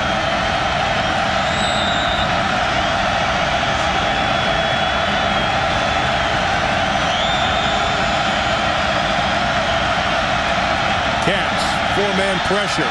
Looks for Quiz, got him, and he's wrapped up. But it'll be incomplete on the pass anyway at the 35-yard line.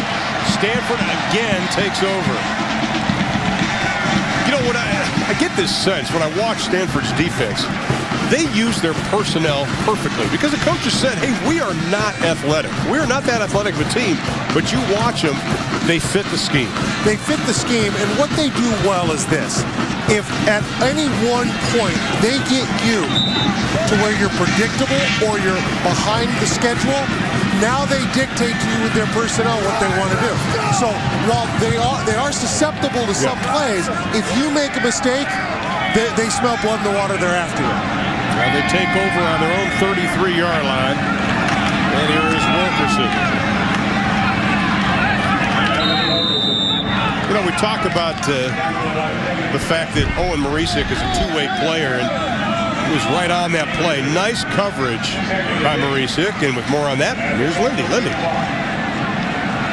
And break helmets, right? Why just break tackles when you can break helmets? Watch Owen Marisic, guys, because he is known to do it. In fact, he's broken his helmet not once, not twice, but multiple times. After helmet number 3, Coach Harbaugh had him sign it. It now sits in the coach's office with a handwritten note from his player. It says, "Today, give all that you have. For what you keep inside, you lose forever." Those are the words Marisic says he lives by. Well, Marisic plays two of the most physical positions in the game, and guys, you can imagine Coach Harbaugh loves his hard-hitting approach on both sides of the ball. Absolutely. He's got a search and destroy mentality, and coaches use the term throwback, but here's a guy that's a finalist for the Campbell Trophy, which is a very prestigious award, and he's also American Football Coaches Association was named All-American. I don't think it's even come out yet, but we'll break it. He's an All-American by the AFCA. Sorry, Coach Taff. Hey, in my book, he's an All-American. There you go. I think he goes down as an athlete because he's a two-way player. Well-deserved, and he's an incredible student also. Watch pass to Whalen, who's had a whale of a night tonight. Close to the first down, up over the 40 to the 43-yard line. Maybe just a little bit short. Oh, they're going to give him a break tonight. They said he's in about 95% of the defensive plays. The thing I would say if I'm Stanford at this point, I understand that I've got a quarterback I believe to be in the Heisman race as well. He should be. Absolutely. But I'm looking at a 31-0 lead ending the third quarter. It might be time to set him down here in a bit. I don't want him taking an unnecessary shot and ruining my chances in a BCS game and possibly hurting him. Well, you go down and tell him he can't go back in. Swing the pass out to Doug Baldwin on first down. He's close to the 50-yard line. Did you hear the words search and destroy? I did. I'm just kind of curious here. I've got a lot of starters here. I got Andrew Luck playing quarterback. I got to get him out. I got to get some guys out of the game soon. I think we will see that. You see the numbers on Luck tonight: 244 yards, 3 touchdowns, and just as you say that, a Stanford player goes down. It's Doug Baldwin, the senior out of Gulf Breeze, Florida, their leading receiver this year. 2 TDs already on the night for him, and now down he goes. I'm a firm believer that you can lose focus. You're up 31-0. There's a dying sense of the stadium is kind of dead.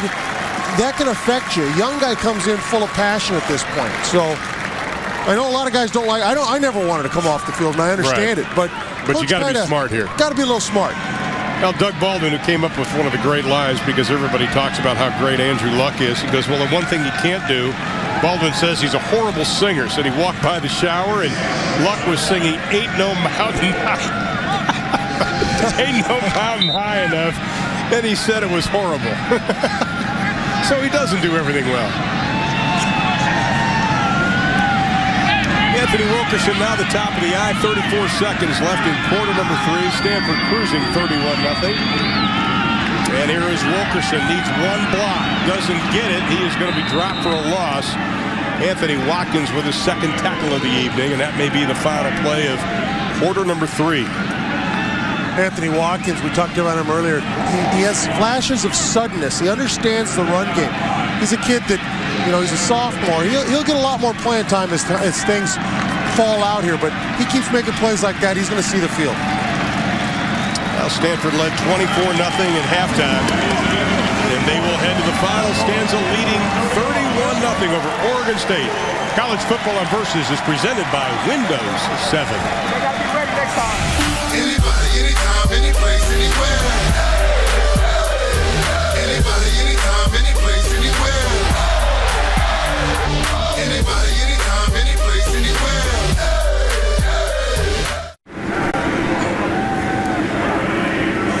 As we told you at the top of the show, Stanford going where no other Cardinal team has gone this year, looking for their 11th win of the season. That would be a new school record. And, of course, with Arkansas taking care of LSU today, also looking for a BCS bowl bid. And if they win tonight, they are assured of a BCS bid. Which one it will be, we're not sure. But Andrew Luck goes back to work, 3rd and 5 from the 48 as we begin the 4th and final quarter. Here's Tyler Gaffney, and he breaks through. Inside the 20, cuts back, 5, 4, 3, 2, 1, touchdown, 48 yards.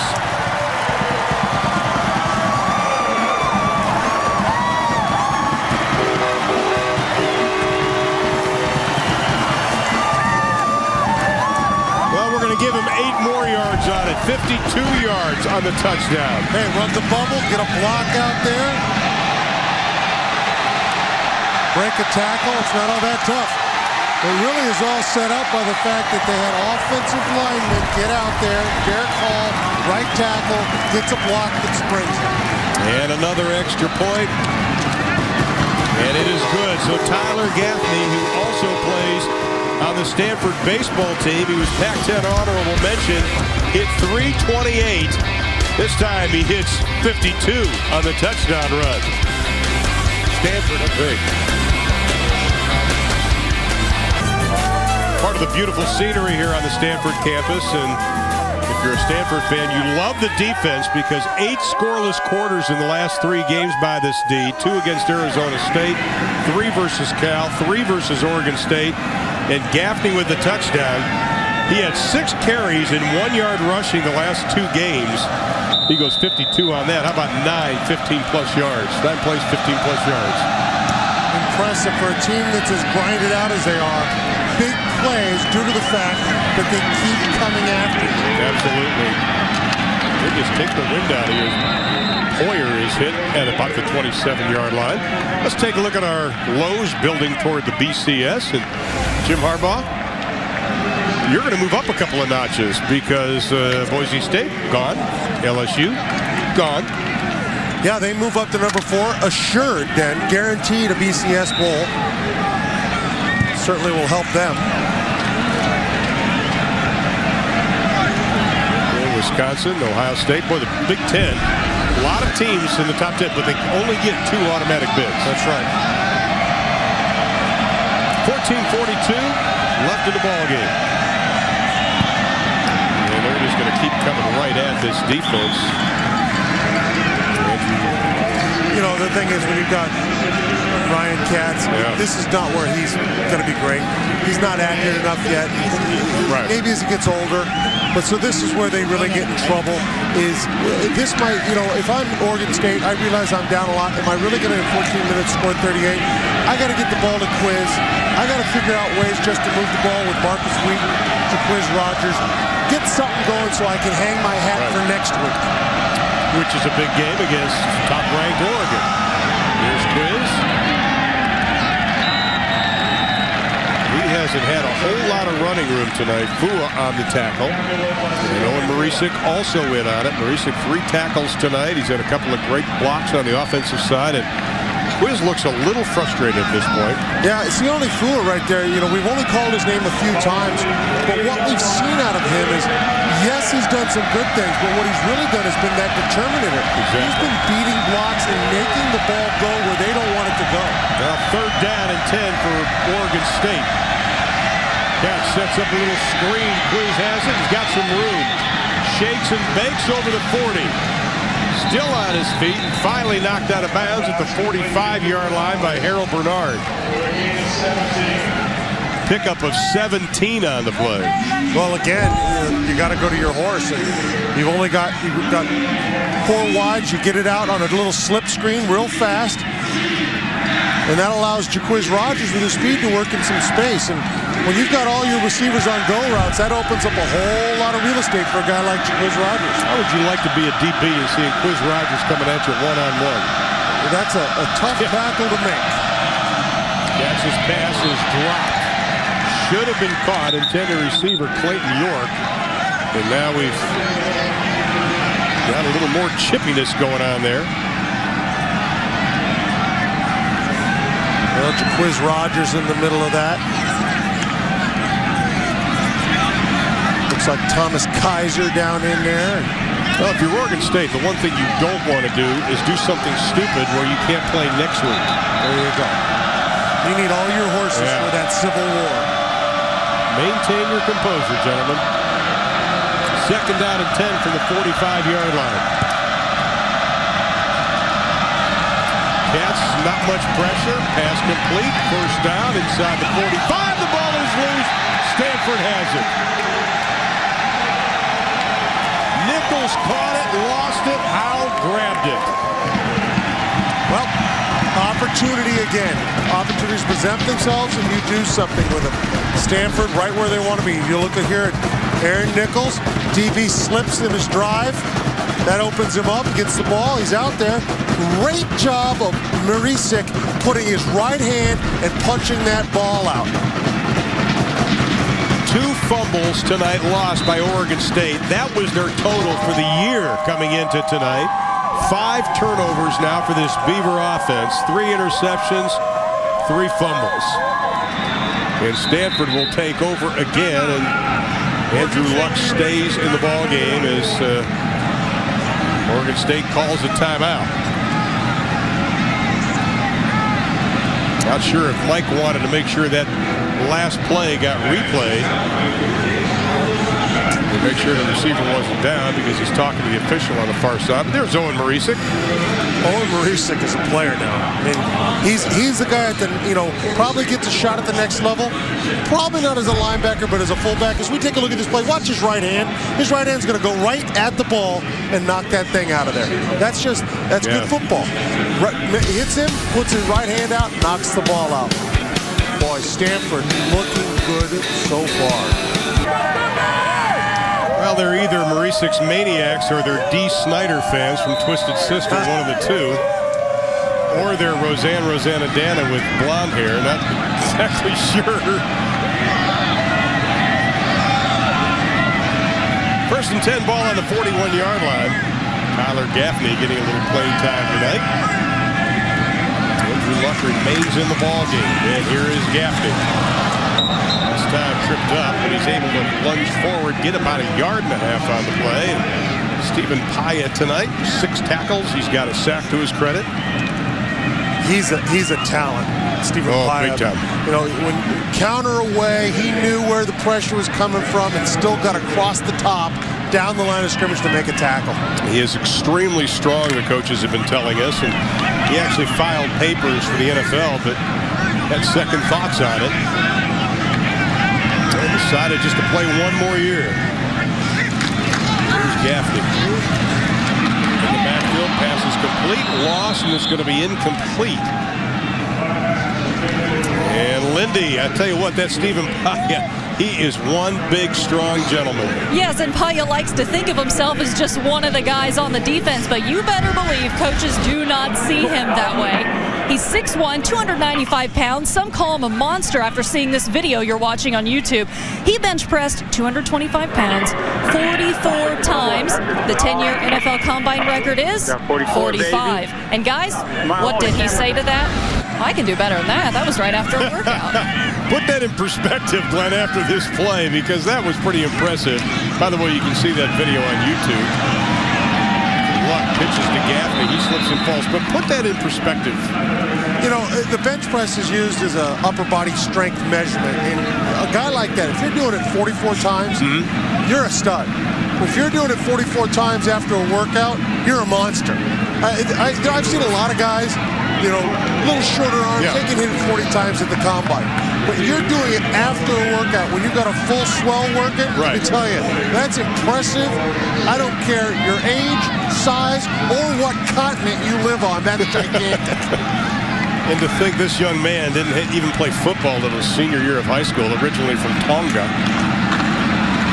Stanford, something they haven't done a whole lot of. His punt was almost blocked. Fair catch called for. At about the 8-yard line. 44 yards on the kick. Well, just a reminder, we will have one final game on Versus College Football next Saturday at 6:30. Jake Locker and the Huskies, they're going to head up to Pullman to take on Washington State and the Cougars. And this is a battle not only for the Apple Cup, but bragging rights in the state of Washington. Well, the rivalry erupts in the last game of the season. Washington State will all be up there 6:30 Eastern time right here on Versus, and it is a lot of rivalries going on next week. Of course, Arizona State, and you have Oregon State, two of the best running backs in all of college football, and then you have Matt Barkley, not sure if he's going to play next week against UCLA, and then of course Washington State. Now, you know the Arizona State game is played for the oldest trophy in any rivalry. I did not know that. Yes, they play for the Territorial Cup, which goes back to their days when they were both territories. Arizona Territory before statehood. Hence the name. There you go. I'm all over that. It's the oldest trophy in a rivalry. Just a duel in the desert down there. Anything else you want to add on that game? I could go on. Okay. How many times did you win it?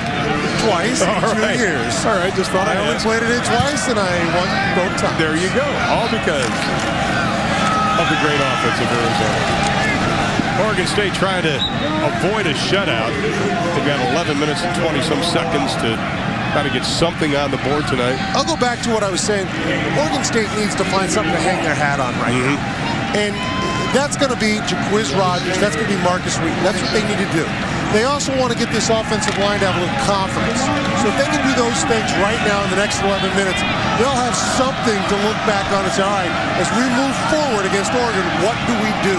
Who are we? On second down and 1. Johnson pass complete up over the 30 to the 31-yard line of Marcus Wheaton. And that'll be good enough for a first down. Oh, they're calling it incomplete.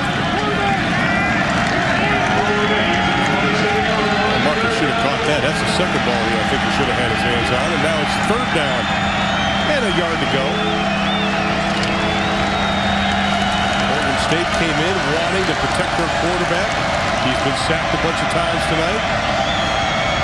They wanted to get the ball out of Katz's hand quickly, and they haven't been able to do that tonight. Now Katz throws, and this time it's complete up to the 30-yard line. It'll be Jordan Bishop, his first reception of the night. And it's getting slick out there because we're seeing everybody fall now. And Jordan Bishop actually fell here and was able to catch the ball from the back almost. And I think as it gets colder, that marine layer of moisture is moving in. You're starting to see a lot more slippage out here on the natural grass. Once again, it is natural, and once again, a lot of rain today before this game even started. The first and 10 from the 30-yard line, close in on 10 minutes to play in the ballgame. That's backpedaling, looks for Quiz Rogers and just has to throw it away. No chance of that going anywhere. You know, you look at a coach like Mike Riley, and I was so impressed when we talked to him. He said he wasn't frustrated, because a lot of coaches would be frustrated of what's happening this season for him. You know, the up and down year. He's just so proud of these guys. You know, that's the difference between a coach who's been in a program 2-3 years and a coach who's been there 10 years. He's a guy that understands there's going to be ups and there's going to be downs, and his kids are playing hard for him, and that's all. And they're working hard. Yeah, there's inconsistencies, but he's not frustrated by it, and I like seeing that out of a coach. Katz has a wide open receiver in Jordan Bishop, and he overthrows him. You know, kind of picking up on that point. It's the same thing Mac Brown's going through at Texas right now, and you know, knowing Mac the way all of us do, and Mike Riley, these guys are just outstanding coaches. And, you know, you hit these bumps in the road. You can see, you know, he's only 5 wins away from Lon Steiner's career record, but these coaches know that these bump in the roads. Holding on the offense, number 1. 10-yard penalty, still second down. That's Quiz Rogers, but it happens. But guys like Mac and Mike, they just keep working harder and try to get the thing back on track. That's right. And particularly if you have an identity kind of wrapped up in where you are. And Mike Riley loves Oregon State. It's where he's from. It's what he's done. And so he understands there's going to be good times, going to be bad. And you see that with longer-term coaches. They don't panic in the course of a career. Pass is incomplete. Sione Fua was putting the pressure on Katz, who's felt the pressure all night. Yeah, this defensive line has done a good job of using their hands, pressure, some tricks, and that all goes back to what we talked about with Vic Fangio, with the rest of this coaching staff at Stanford, and how good they are at making things tough on an offensive line as well as the quarterback. You see a great hand, I love that, the use of the hands out of this D-line. That shows you, you bring in a guy like Chester McLaughlin, how well he does. Well, 3rd down and 20. Let's see if Stanford tees off on him, but they only bring 4. Katz has some time. Goes to his safety valve. And that'll be short of the 1st down as John Reese gets up to the original line of scrimmage. But that'll bring up a 4th down and 10. We've kind of harped a little bit on just this coaching staff at Stanford and what they've done, but I don't think it's too much to say the change in this defense from one year to the next has been just huge. Astronomical. And I think what Vic was telling us as Johnny Hecker gets set to kick it away is the players were ready for it. They bought into it from day one. It wasn't like you had to convince them that this 3-4 was a good defense. 4th down and 10 from the 30-yard line. And it is blocked. And Stanford will get it with great field position. Austin Yancey is the one who got the hand on it. The 5th-year senior out of League City, Texas.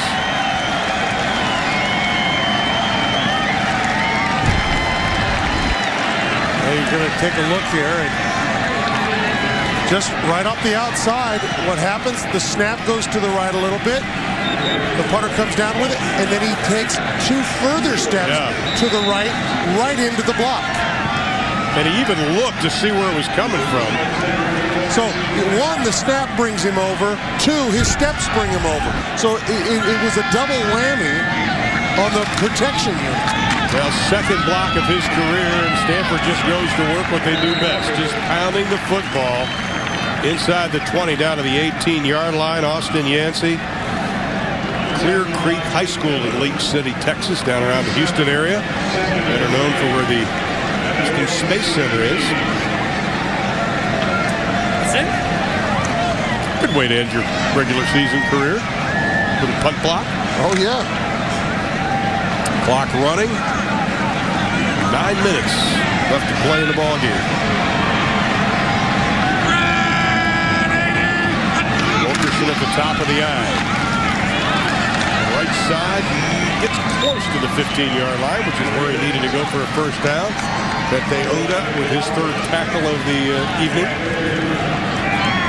Are you surprised Andrew Luck is still in the ballgame? I am, but I don't know how many times you're going to see him drop back anymore. To start the 4th quarter, he was, but now they come right out and they run power and then power and then power. And, that's what we talked about with Coach Roman on the offense of the Cardinals. They smell blood. Obviously, it's 38-0. Power's going to work, and it's going to get them. They got them 4.5 and 4.5, and here they sit on another very 3rd and short. They need less than a yard. And they'll get that yard inside the 15 to the 14, Anthony Wilkerson. If I was to show you an tight end zone shot of this offense on most drives, you would think I was showing you the same play over and over again. It's not. It's just, it's the same call, but it's throughout the course of a drive, they're going to run it, and they're going to keep coming after you with what they know works. Oregon does that to some respect, too. They'll keep running the same play. Maybe a different formation. Boise State is a lot like that. Absolutely. 1st and 10 from the 14-yard line. Here's Tyler Gaffney, already with 1 long touchdown run tonight. Able to get 3 on that run, wrapped up by Roberson. He's got 5 tackles on the evening. So now Stanford's next ball game will be a bowl ball game. I'll tell you, where we don't know. I'm impressed with Tim Drevno and the job he's done with this offensive line. Absolutely. And just watch them. Assignment sound football. Knowing who they have, why they're doing it, what the object of what they're doing. All those things really come into play, and this offensive line at Stanford's really doing a good job of it. They're facing a guy like Stephen Pye. He's made his plays, but there's not enough guys on that Oregon State defense to make enough plays at this point. And Matt Bettler coming out, getting some guys some extra playing time. And the faithful Stanford fans still here. Very cool evening tonight, to say the least. 3rd down and 6 from the 10. And Luck They'll go from the shotgun, 2 wide receivers to the left. Gaffney joins him in the backfield. A little shuttle pass, a little Utah play. Our buddy Lee Grosscup, that's you.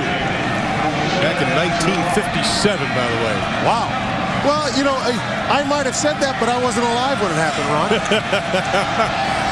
Had a chance that Cupper designed the whole play to me 2 weeks ago. We were at Cal, and how they came up with it. Jim Harbaugh's squad now facing 4th and 3.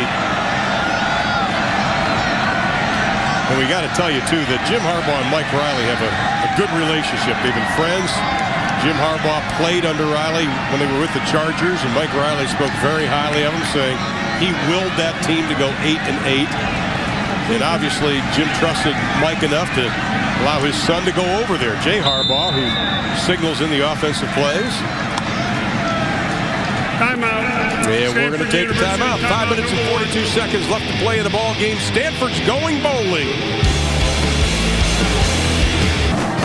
Absolutely, Bill. Some great games today. Arkansas with that great win over LSU in Fayetteville, and Oklahoma State. Bedlam duel up in Stillwater tonight at what some Oklahomans affectionately call Boone's Farm, G. Boone Pickens Stadium. 4th down and 3 for the Cardinal, and they're going to go for it.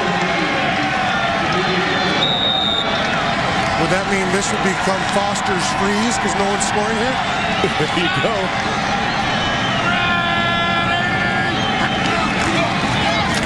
Quick pass is going to be knocked away. And on 4th down, Oregon State will take over. Kevin Fromm got the hand on it. Let's take it back to Stanford's last touchdown scoring drive in our Toyota Quality Drive summary. And it was a big run by Tyler Gaffney. Covered 50-plus yards. Well, you know, up to it. And they just had a couple of nice plays. And then it's get him on the perimeter. And you get one missed tackle. And Gaffney's got the speed to exploit it and does. 6 plays, 67 yards. Took him just under 3 minutes. And we've got 5:38 left to play in this ball game. Oregon State has been throttled on offense. And it continues to be. Cody Vaz has come in now. They're going to let Ryan Katz take a break. He was shaken up just a little while ago. Cody came in for a couple of plays. Highly recruited guy in high school, 32 touchdowns and just 10 interceptions. Not as big as Katz. He's 6 foot, about 200 pounds. Katz on the sideline. Finished tonight, 19 of 36, but 3 interceptions and 183 yards.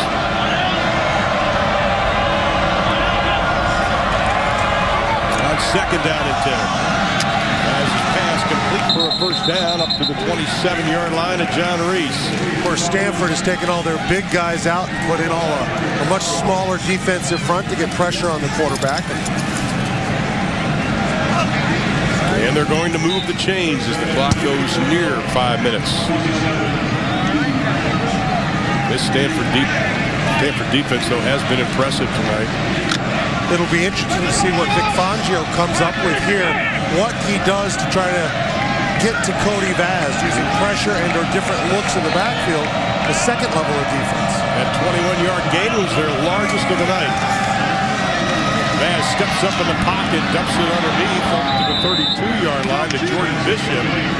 And that pass is complete. Pickup of 5 on the play. Bishop, the sophomore out of West Salem, Oregon. You know, you look at great athletes, that young man is. He's a decathlete. He can high jump over 7 feet. They call him a major talent. They're just waiting for him to get untracked on the football field. Yeah, sometimes, you know, there's guys that they've got so much going on, it's almost like they don't focus yet. And maybe that might be the problem. You gotta get a guy like him to say, football is what you do. Let's get you here. It's like on the other side, Tyler Gaffney, too. He plays baseball for Stanford. And I think Quiz Rogers also getting a little break tonight. He's talking with his brother James. You know, we spent some time up at Corvallis last year and watched these two work out. We watched these two, the closeness of those brothers. James is the big brother and says that he gets frustrated because when Quiz owes him $1.03, he only gives him $1. So they'll give you the 3 cents later. Yeah, always short. Always short. It's one of those battles that others go through. 3rd down and 6. Here comes the pressure. Vaz gets rid of it. And the officials say it will be complete to the 40-yard line, and Wheaton making a nice catch. That's the type of catch that Wheaton needs to make. Absolutely. If this team's going to get to the next level, he's got to do that. We saw the long ball in the end zone went through his hands. He's got to come up with it. That was a phenomenal catch, slipping on his back shoulder and comes up with it. Well, he bounced back versus USC, had 6 rushes for 63 yards, 5 receptions for 40 yards. He's been explosive this year, but he's really been battling the injury bug. We are seeing Cody Vaz here showing a little bit of arm strength on some of his throws. On 1st and 10, steps up in the pocket. He is going to be wrapped up right at the line of scrimmage. Chase Thomas, who's been all over the field tonight, also putting pressure. A lot of guys putting pressure on him. And I think if they mark that at the line of scrimmage, they're going to give him maybe a half a yard or less. That will not go as a sack. That could have been Chase Thomas. What, you could have 3.5 sacks? 3.5 sacks. Yeah. Well, he already has 9 tackles. 2nd down and 10 from the 40. And here comes the pressure. Vaz has some time. Pass is going to be incomplete. Should have been picked off by Sherman. He's got 1 pick already tonight. He's going to have nightmares about that one. There's a reason you're a DB, and just what it is. Yeah. You know, right in his hands. He needs to catch it with his hands, not his chest. Ball bounces off his chest, beats him up a little bit. He's a fine DB, but he's not a receiver. That's why he's a DB. 2 passes broken up tonight and an interception for the senior out of Compton, California. Now 3rd down and 10. Vaz looks for Wheaton. Pass should have been picked off again. We have seen this twice tonight because a couple of times when Katz was picked off and that pass there, how great Stanford disguises their coverage. Well, absolutely. And Stoffel here should have had this and actually probably delivered the best blow of the night when he crushes the Gatorade jar on the side. Watch this. This might be the best hit of the night. Takes that ball out. And that manager just got done putting that all together. All his hard work for nothing. 4th down and 10. Oregon State has to go for it with 3:04 to play in the ballgame. 3-man rush. Vaz is hit as he throws, and it's incomplete. Stanford even getting pressure with 3 men. Josh Morrow, the redshirt freshman out of Hurst, Texas, just outside of Dallas, a great high school. L.D. Bell is the one who put the pressure on him. Okay, now you got to put this all back together again, see? Yeah, he's a little bummed by that, but you always seem to get the Texas high schools in there. You're just... I know him. You're a shill. Total. There's the... that's why you guys get the big bucks. But you got some face time. So Stanford will take over on the Oregon State 40-yard line. They're going a little heavy, unbalanced formation here. Robbie Picasso is checked in the lineup at quarterback, and Stanford's going to just take a straight handoff, and there's a good look at Robbie.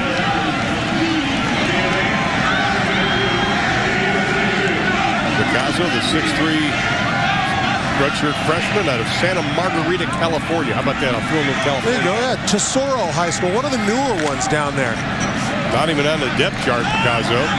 6'3", 228 pounds.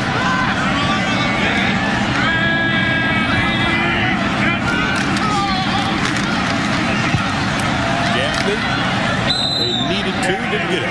Let's check in with Bill Patrick with a little Big 12 update. Bill. All right, Ron, thank you. Another Foster's game break. Oklahoma, Oklahoma State. The Cowboys have come all the way back to tie Brandon Wheaton to Josh Cooper. Again, an Oklahoma State win would clinch the Big 12 South for them, guys. All right, that's going to be a battle to the end. Who will be playing in the Big 12 championship game against Nebraska next week in Dallas?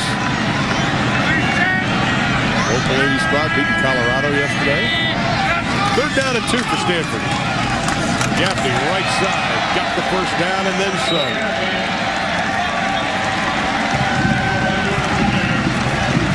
Now's the time of year, Glenn, that start picking a little Heisman Trophy. I think it's too early to do it in September and October, but here's who you like the top 5. Well, I think now we look at this group, though, and you have to look at Kellen Moore. The loss probably takes him out of that race. Andy Dalton, he's a dark horse. He's probably not going to get there. It comes down to Michael James, Cam Newton, and really Andrew Luck. And I put Andrew Luck up there because he is maybe the most balanced offensive leader when it comes to what his team does and how they do it. Cam Newton's certainly the front runner at this point with Michael James number 2, though. And the question is, will Andrew Luck decide to go to the NFL at the end of this year, or will he stick around one more season for Stanford? But no matter what, he makes throws that you see NFL guys make throws right now. Yeah, and more importantly to me, though, it's not even the arm. Because you can have an arm problem, pardon me, as we watch they get themselves ready for a little Gatorade. 11 wins, pretty impressive for a Stanford team. Chike Amajoy helping their quarterback, and hugs all around because Jim Harbaugh's led his team to an 11-1 record. They're going to a BCS bowl. But as I said, more impressive to me, though, Ron, is his ability to read defenses and audible. And Jim gets the bucket of ice water. And he's going to run over and shake hands with one of the guys he calls one of his mentors, and that, of course, is Mike Riley. Tough night, though, for Coach Riley, but Jim Harbaugh's got reason to celebrate. A new record for a number of wins in a season at 11. Stanford, who for so long was so far down, and a kind of a pushover. They've had good years and bad, and he has really done a good job of rebuilding this and putting it right back where they've always wanted it. And just an incredible job in 4 years by Coach Harbaugh. In 2006, the team was 1-11. 2009, their first winning record since 2001. Harbaugh said when he took over, he had to change the culture up here, and he's done just that. Jim Harbaugh's squad now going to a BCS game. Will it be Miami? Will it be the Fiesta Bowl? We'll have to find out. But Andrew Luck doing his job tonight. 21-30, 305 yards, 4 touchdown passes. But for Oregon State, now they've got to beat Oregon in order to go to a bowl. They dropped to 5-6 on the season, 4-4 in conference play. Let's send it down to Lindy, who's with Andrew Luck now. Lindy. And he's getting lots of congratulations right now. What are your thoughts? It's a great way to end the season. I'm so happy to be part of this team, and we knew Oregon State was a good team. It's a good victory against them. Knowing that they were good, are you surprised at the score? A little bit. We knew they were good. But we also had confidence as an offense, as a team, that we could put some points up. But yes, I am a little surprised. And the school sets a record, 11 wins. Do you have time to celebrate that, or are you looking ahead? We'll have time to celebrate it. There's a 6-hour rule, as Coach Harbaugh says, to celebrate wins. So we'll take all 6 hours. Congratulations. Thank you. Appreciate it. Well, one of the things the coaches told us yesterday is that Andrew Luck doesn't think he's really good. Doesn't think highly of himself. Yeah. Love that. And Owen Marisic doing a nice job both on offense and defense tonight. Was a complete player. Luck now over 3,000 yards passing in his career, or for this season. But Stanford wins it, the final 38-0. Great way to send your seniors off on a win on their home field. Well, once again, the final score, Stanford goes to 11-1 on the year. They beat Oregon State 38-0. For Glenn Parker, Lindy Thaxton, our entire Versus crew, I'm Ron Thulin. Now let's go to the Craftsman postgame show.